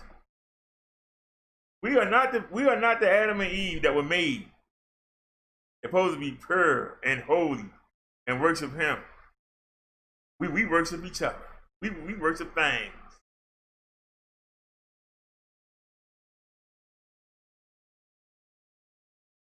He tried to set his own people aside, and they wouldn't do what they asked. So the switch and script has been flipped. You got to come to them. And if you don't come get to know Jesus, you can't get to God. You ain't got Jesus in your heart and soul. You ain't got the Lord. And guess what? You're going in that furnace. And we can talk all day. But at the end of the day, your butt going in that furnace.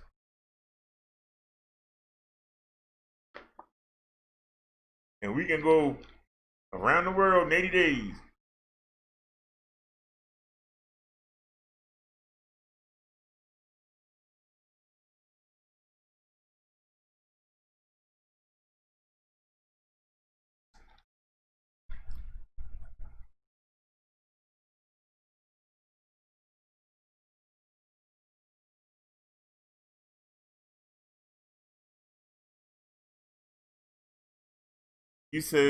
Tony says, my mom dreams deaths the night before.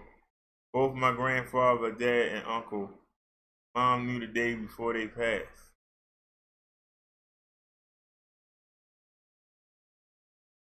Well, if you can figure out a way to harness that and make some money off it, but the problem is Jesus will hold it accountable to you. So I will leave it alone. I will leave it alone. Tony says, same dream of painting a room, getting it ready is her dreams. Well, Tony, we all got curses, my friend. We all have curses or gifts, depending on it. I mean, if y'all can figure out how to make money off it, but like I said, you're going to have to pay for it in the end because that's called sorcery. And it's not acceptable. But, you know, if you do it, make some money and then repent. I can get away with it. So Tony says, what does losing your teeth in the dream mean? Tony says, and she removes the evil eye.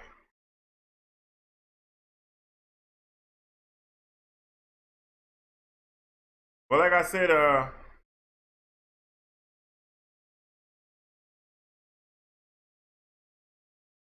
God put Jesus in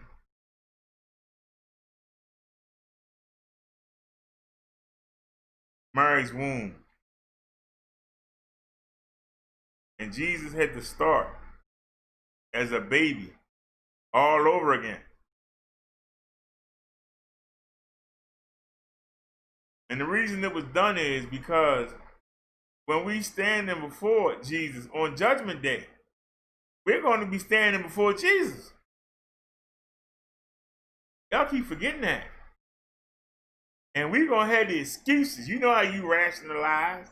Well, I did, I donated to things, you know what I'm saying? And, I helped the poor out, and he's like, I don't know you. Come on, man. I'm always saying praise Jesus and hallelujah. Church, I always put some money into the daggone hand when it come around, you know what I'm saying? I know you gonna hook me up.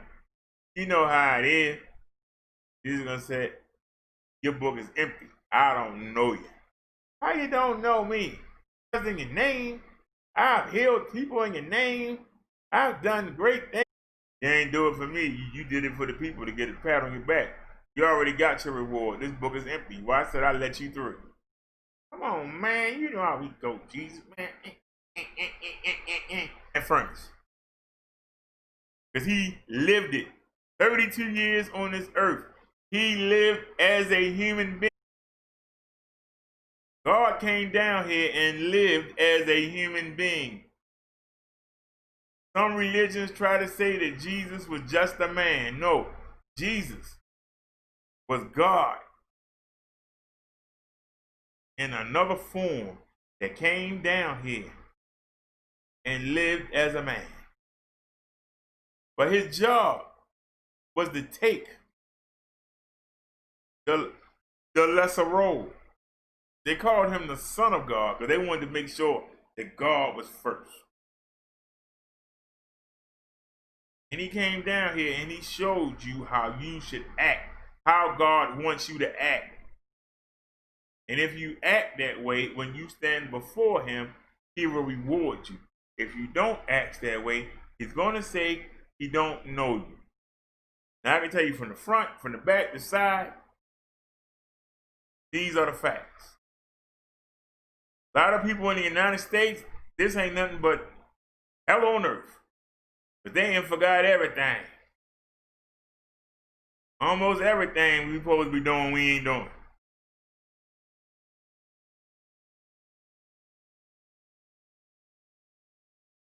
Chung Lee said Jesus brought people back from death. Would that be not considered sorcery? And Jesus was also crucified for helping them people, wasn't he, Chung Lee? He was crucified for doing these things, wasn't he, Chung Lee?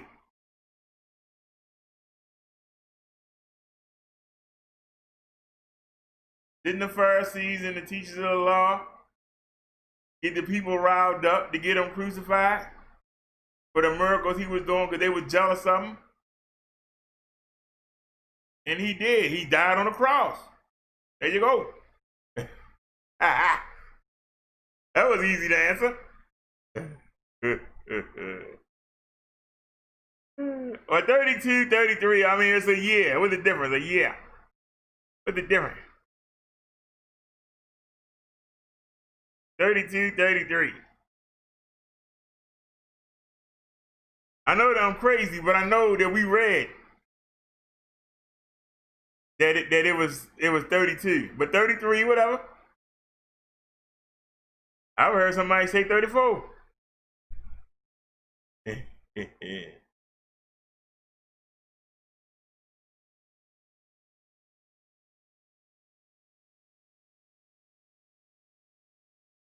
Echelon said Issa was crucified for defying the Roman and their taxes. Tony said he was falsely accused, BD.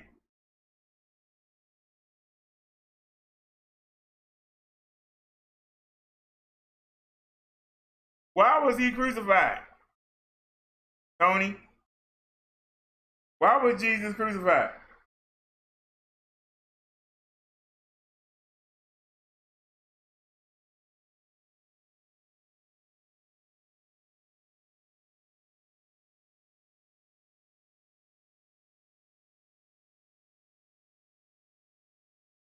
Where Echelon say just explained it? Where Echelon at?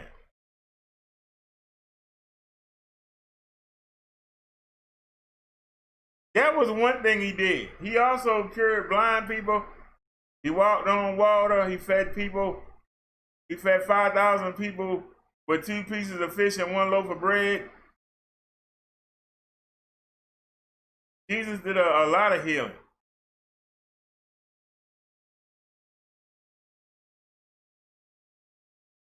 But the problem is the rulers, the religious rulers, the teachers of the law, the priests of that day, they were jealous of Jesus. He was doing all these things. And he wouldn't come sit with them. They wanted him to come hang with them. And he rebuked them. Kept calling them hypocrites. They wanted to get him killed. But the reason what hung over his head was King of Jews. He said that he was the Son of God. That's the biggest charge against him. He said he was the Son of God. He said that he would tear the temple down in 3 days and rebuild it.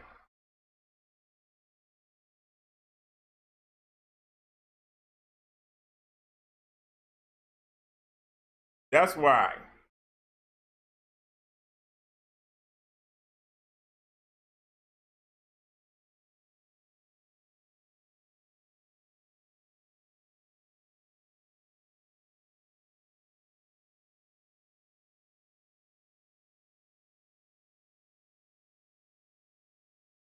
The people actually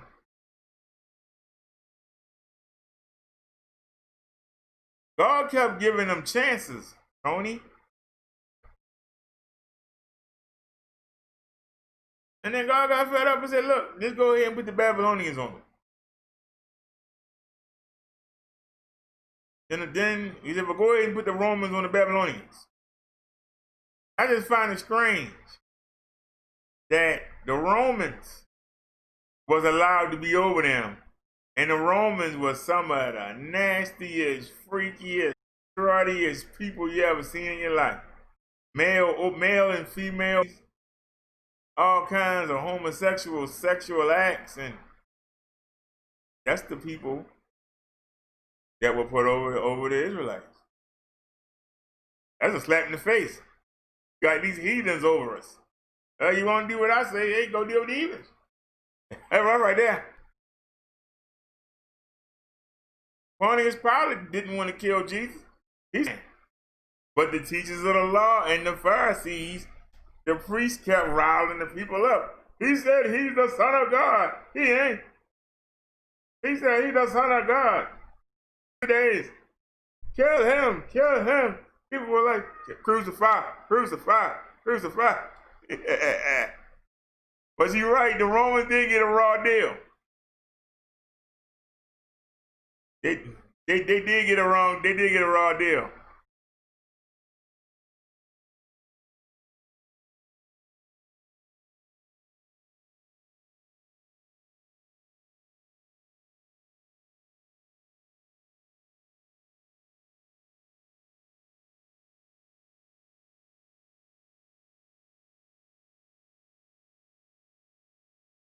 Tony says we call them Christ killers.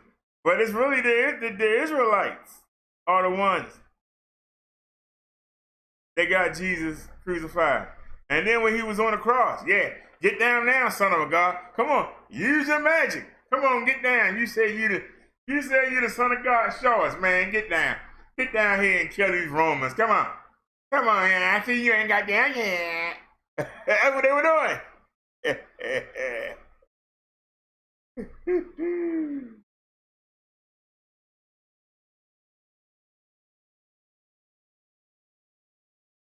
Yes, we are, but we don't have the power.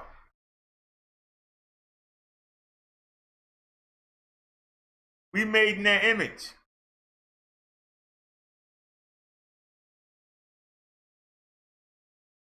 Just keep in mind, we made in that image.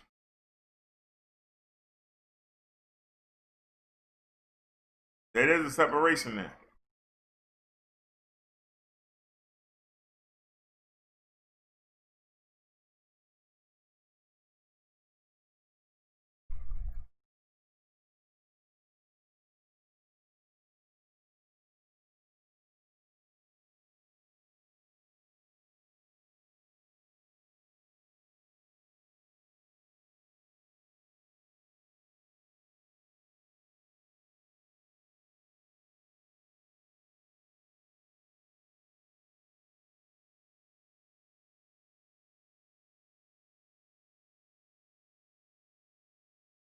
I ask you again, Tony.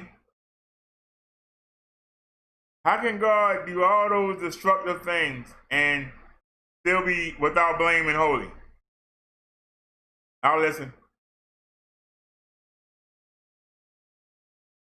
How could God do all that killing?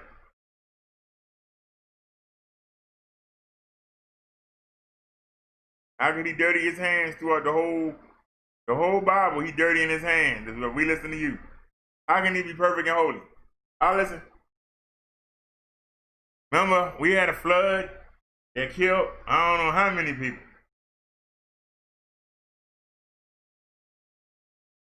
Sodom and Gomorrah.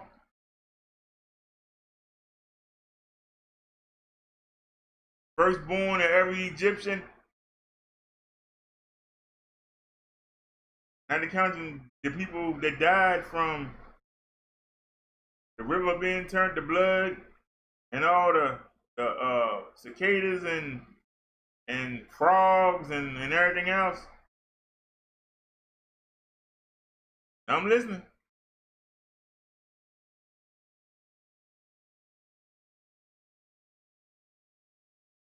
But how can he say he's perfect and do all these evil things? That doesn't make sense. How you say he's holy? He don't want you to take vengeance on your enemies, but he takes vengeance throughout the whole Bible. Wouldn't that make him a hypocrite? I'm just asking the questions. I only answer the questions. I only ask the questions.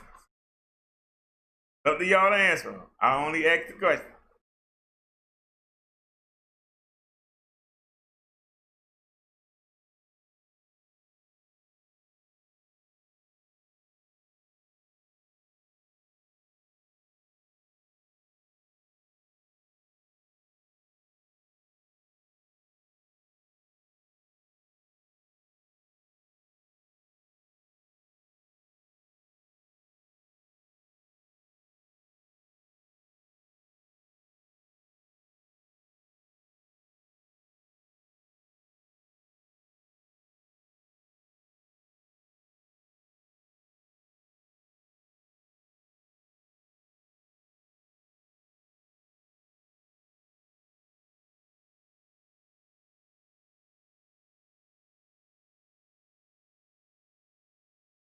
Do you believe or do you don't believe?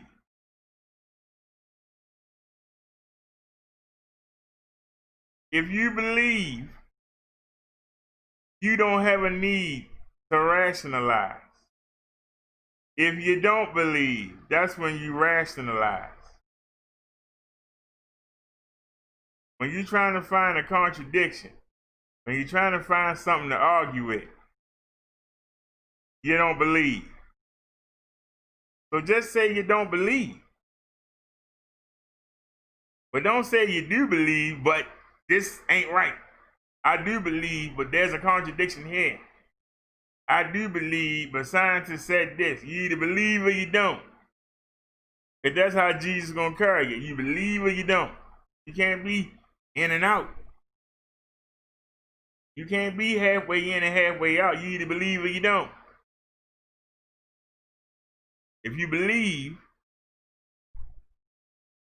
then you roll with what the word says. If you don't believe, then get ready to get in that furnace. you better pray it's a hoax. There you go. Ain't in between. Can't be a tweener. You know, and y'all talking about scientific stuff, and okay. You either believe or you don't believe. You can't be in the middle.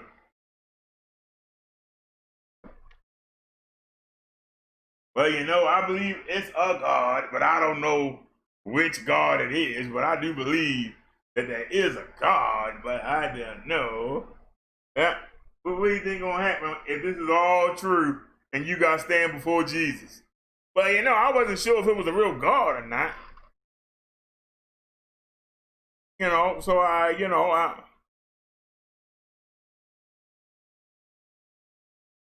here's the difference. A lot of people believe that this is a book that the white man gave, even though, how do you account that around the world, everybody got a copy of the book, but it's only been around 400 years. And the white people gave it to us 400 years ago and made it up. But people believe that. If you do everything that Jesus asked you to do in these 4 gospels, it will not hurt you. If it is correct, you go into the next level. If it's a lie, you live the great life on earth. Because you're not going to have no strife. You're not going to be at the nudie bar. You're not going to be at the strip club. Your children are not going to be tramps and sleazy bums. There's so much good that even if, say it is all lies made up by the man,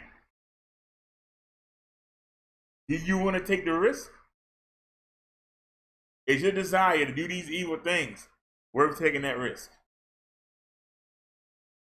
Is your desire to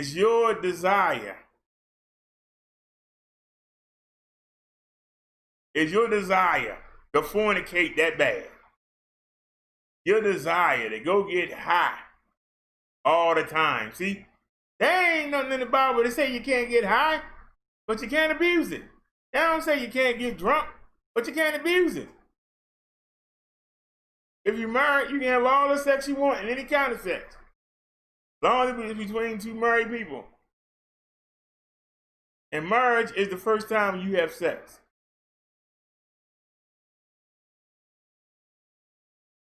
And women can only have one husband. So if you slept with more than one man, ladies, you already heading for the furnace. I need y'all to realize that. But the man who you marry ain't the man you marry. Your husband is the first person you slept with. That ain't who you slept with. You are fornicating. Whoever the United States says is your husband, Jesus and God say, fornicate. Man and daughter ain't. Woman can only have one husband. A man can have many wives. The New Testament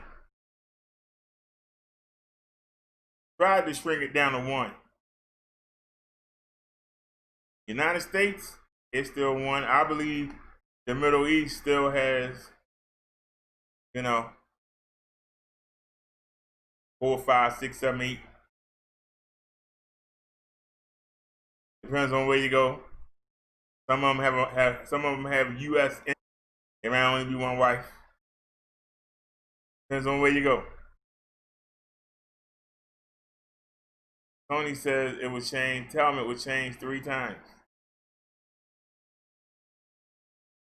He said a lot of books have been removed. Case in point, the Catholic Bible has more books than the King James Version.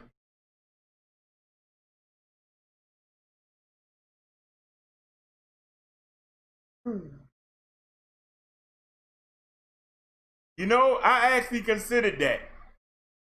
And over the years, we have looked at the different books that have been left out. We've looked at, the Book of Thomas, the Book of Mary Magdalene. We've looked at those books. But it seems like the majority of what you need to know is in the Bible. Now, I heard that it's either the Gospel of James, or the Gospel of Peter. The video is up. We studied it. It said that that when Jesus was crucified, that he went to baby hell. Now, some say that he went to the paradise side and that he picked up Moses and Abraham and everybody and took them on up to heaven. Then he came back, you know, on the third day and, you know, went and saw the disciples. Right?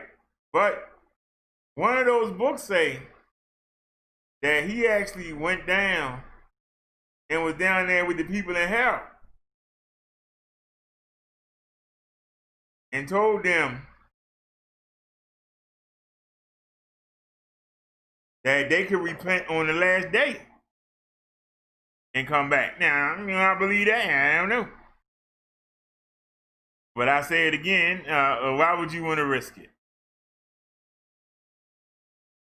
Because there's no way that book would be allowed to stand this long if it didn't have enough truth in it to be good.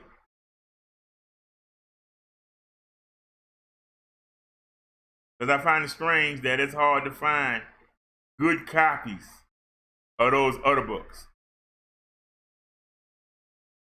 You know, so that's what I'm saying. Tony says, I gotta get in the shower. My Kumar is by. Give me 10 minutes. All right, Tony.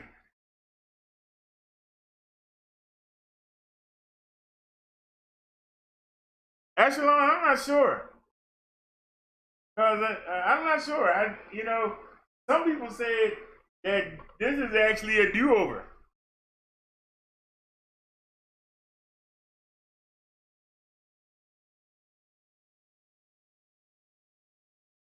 Some people believe that it was a do-over. That man just can't do nothing with us. Somebody said that he created Adam and what was her name? Meredith? I know it started with an M. But they said that he was born. I mean, and the first wife that God made, her name started with an M, Meredith or something. And she wouldn't listen to Adam. She would not listen to Adam. Hey man, let me see if I can find it. Hold on a second.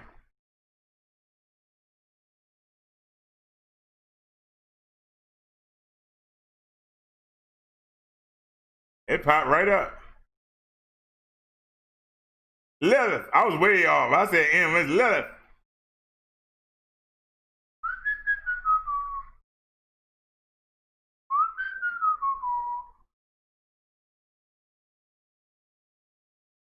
Adam's first wife wasn't Eve, but Lilith. Here's why they. Let's get it. We love to learn here.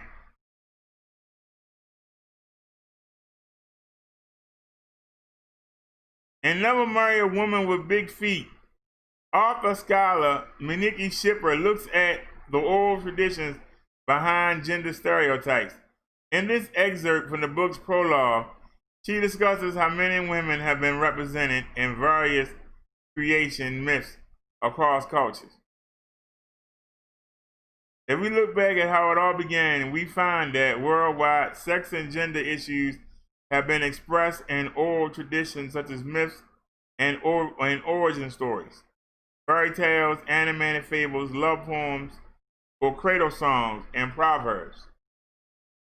Such oral wisdom, transmitted from generation to generation, represents a fascinating cultural history.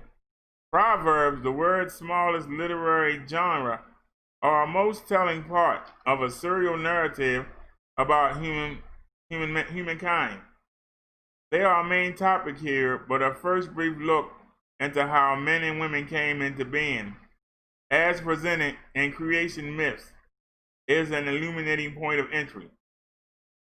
The old wisdom is that men and women are molded from the same clay, must have inspired the story about Adam's first wife. Created by God from the same dust as Adam. Her name was not Eve, but Lilith. Their having been created on equal footing had terrible consequences. Their having been created on equal footing had terrible consequences because Lilith wanted to have sex on top, and she insisted on her right to do so. According to some variants, Adam refused this, divorced her, and sent her away. But in other versions, she was the one who abandoned him. She pronounced the name of God, flew out of her. What happened?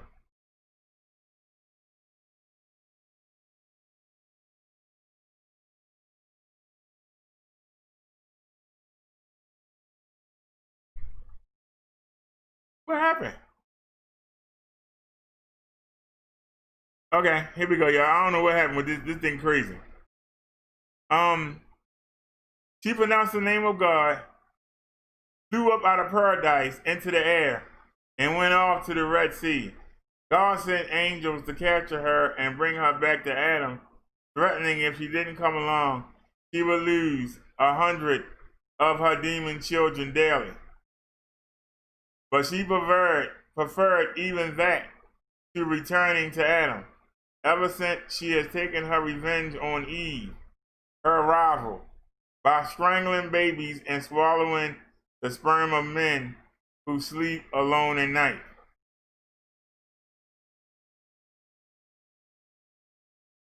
An old narrative from the Congolese Kuba people tells of how, in the beginning, God has a sick stomach. He feels so ill that his whole body aches and he begins to throw up. He creates everything from his insides by vomiting all the plants, trees, animals, and human beings, one after another on the earth. Apparently, being on top during sexual intercourse is an enviable position of power. And in Tanzania, I recently attended a discussion about who was entitled to have the couple children after divorce, the husband or the wife. Most men insisted that it ought to be the husband, and one of their half-joking arguments was that it is the man who is physically on top when the children are being made. The main conclusion of the little story is that equality between men and women is not such a good idea.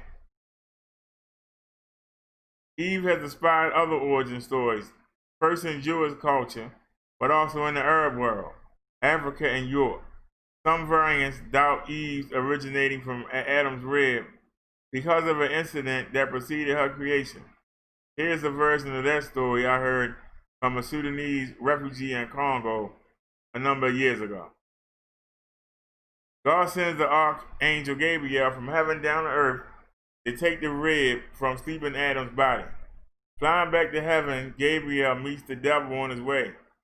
The devil says, "Hi, Gabriel, how are you?" Gabriel answers politely and hurries on to heaven. The devil has not failed to notice the curious object in Gabriel's hand. He gets closer and flies along with the archangel. "What's that?" he asks curiously. "None of your business," replies Gabriel curtly. The devil insists, but the archangel keeps quiet. Then with a sudden move, the devil snatches the rib from Gabriel, who immediately goes after the devil. The devil escapes from Gabriel's grip and makes off as quickly as he can. But Gabriel does not want to return to God empty-handed and resolutely holds on to his enemy. For a long time they fly and wrestle and fly before the devil succeeds in struggling free. On they fly silently, one after the other. The devil tries to give Gabriel the slip, but the archangel is determined not to let go. Finally, Gabriel catches up and succeeds in grabbing the devil's tail. Of course, the devil tries his best to struggle free again, but Gabriel holds no less firmly on until all of a sudden, the devil's tail breaks off. Since the archangel did not succeed in getting Adam's rib back, it is part of the devil's body he brought to God in heaven. And this is what the first woman has been made of. Now that's a crazy story. That's a crazy story. Women have always visibly procreated with their bodies, whereas in the remote past, men may not have been so sure whether they contributed at all to the miracle of pregnancy and birth. In creation myths, strangely enough, women's role in procreation has sometimes conspicuously been ignored.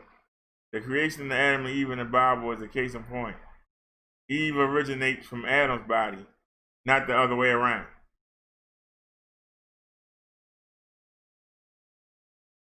In many a myth, women's involvement in birth is denied, and a male god or first ancestor is a potter, sculptor, or artisan fabricating human creatures. He shapes the human race with his own hands from mud or dust and gives birth to them one way or another. The Egyptian god Atum, for example, vomits twins, or in another variant, produces them by masturbating. An oral narrative from the Congolese Cuba people tells of how in the beginning God has a sick stomach. He feels, I ain't reading that again. Well, wonder was enough. Let me check my chat. Once was enough.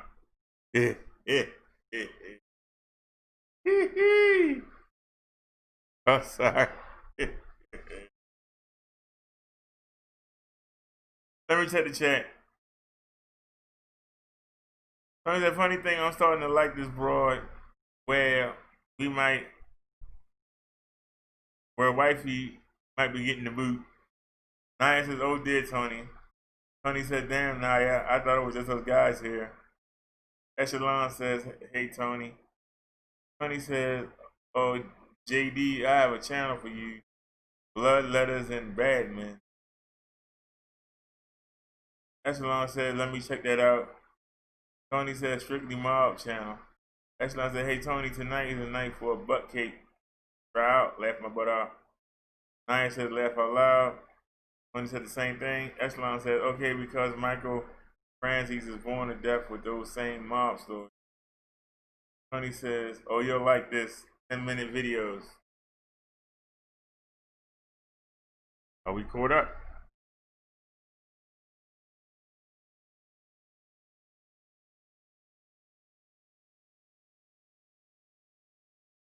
I love when we have debates like that.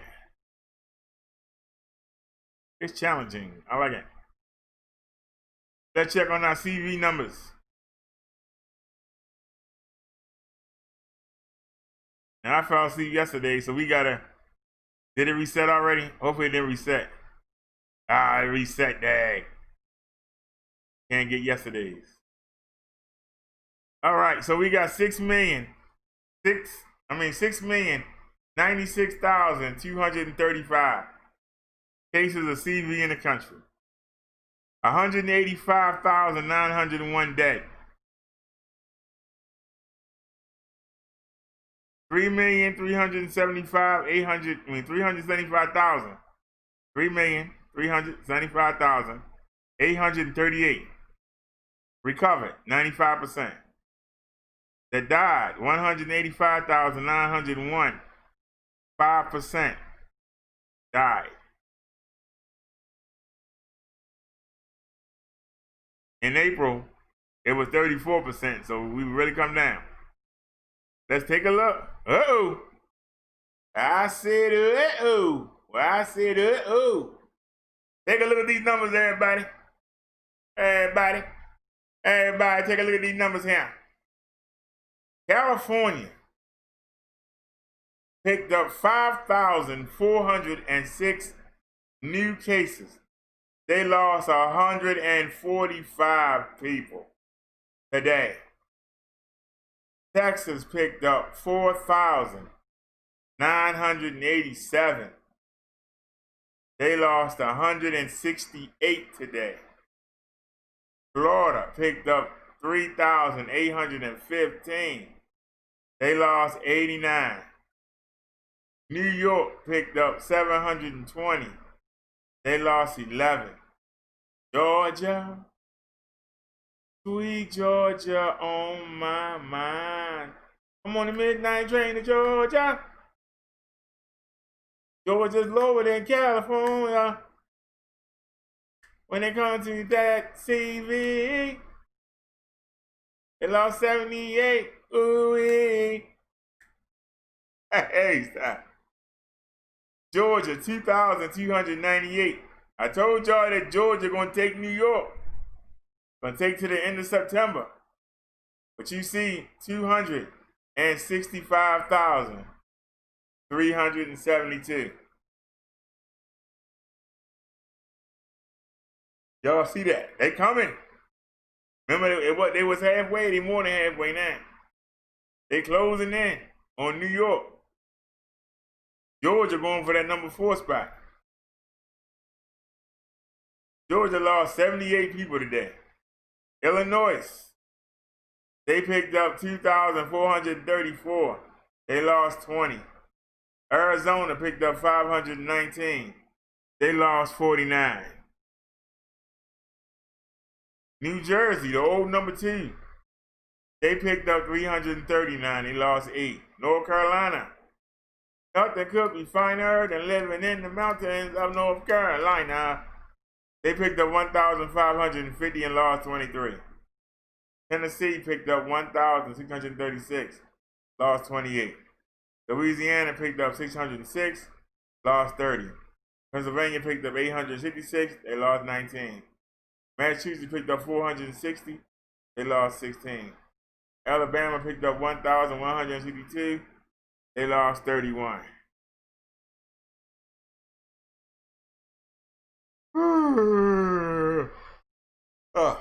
Ohio, 1,279, they lost 28. Virginia picked up 1,013, lost 23. South Carolina picked up 1,353, lost 27. Michigan picked up 793 and lost 6. Maryland picked up 601. And we lost 14 people today. And thank God I ain't one. Indiana picked up 809 and lost 11. Missouri. They picked up 1,474 and lost 10. And then we got M-I, a crooked letter, I, crooked letter, I, humpback, I. They picked up 599 cases today, lost 14. Washington State, 658 cases, lost 15. Wisconsin, 843 cases, lost 2. Minnesota picked up 850 cases, lost 4. Nevada, 632 cases, lost 16.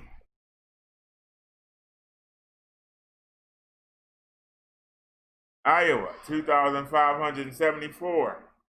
They lost 13. Arkansas, 838, lost 17. Colorado, 430, lost 6. Oklahoma, 708. Connecticut, 140, no losses. Utah, 391, 4 losses. Kentucky, 779, 8 losses. Kansas, 896, 1 loss. Nebraska, 335, 1 loss. Idaho, 262, 10 losses. Oregon, 293, 9 losses. New Mexico, 122, 3 losses. Rhode Island, 94, 2 losses. Delaware, 107. Nolan, no losses. I give it to you Monday. They're going to pick up something from that on March. South Dakota, 323, 3 losses. North Dakota, 310, no losses. West Virginia, 191, 3 losses. Hawaii, 264, 4 losses. Is that New Hampshire? New Hampshire, 22, 1 loss. Montana, 134, 2 losses. Alaska, 117, no losses. Maine, 22, no losses. 41, no losses. Vermont, 3 no losses. Guam, 55, 1 loss. No Marina Island stats. Puerto Rico, 605, 12 losses. Virgin Islands picked up 23, no losses. U.S. military, 1,091, no losses. Veteran Affairs, 413. 111 losses today. We lost 111 veterans today. Federal Prison, 73, no losses. Navajo Nation, 179, 1 loss.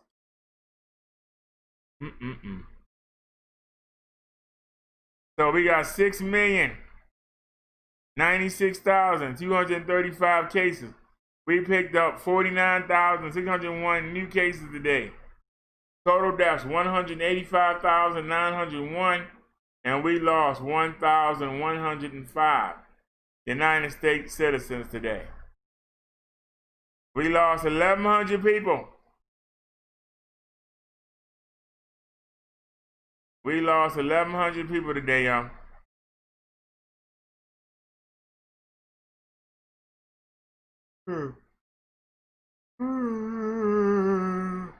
Oh, excuse me.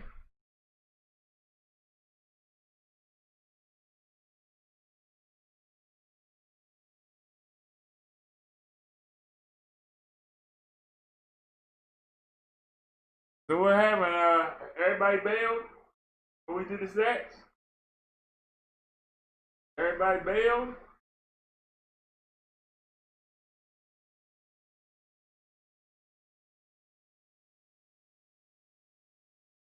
Well, alrighty then. I guess they went to go watch the mob videos. Well, alrighty, y'all. Been on with y'all all day. We got 6 hours the first time, and we gave y'all 10 hours almost today. All right, y'all. I will see y'all tomorrow. You know, tomorrow is Saturday sermon. Saturday Sabbath sermon. So we're gonna have to get a sermon ready to go tomorrow. I hope y'all enjoy it. Thanks to everybody that watched. Tony and Echelon, thanks for coming by. Go ahead and enjoy y'all mob movies. I'm really gonna enjoy the wrestling. Thanks to Chung Lee, Liz, Naya, and as Naya would say, see you soon. And as I say, I'll see you later on today. Y'all have a great night. Enjoy yourselves, and I will see y'all tomorrow. Thanks for watching. It really means a lot that you spend your time with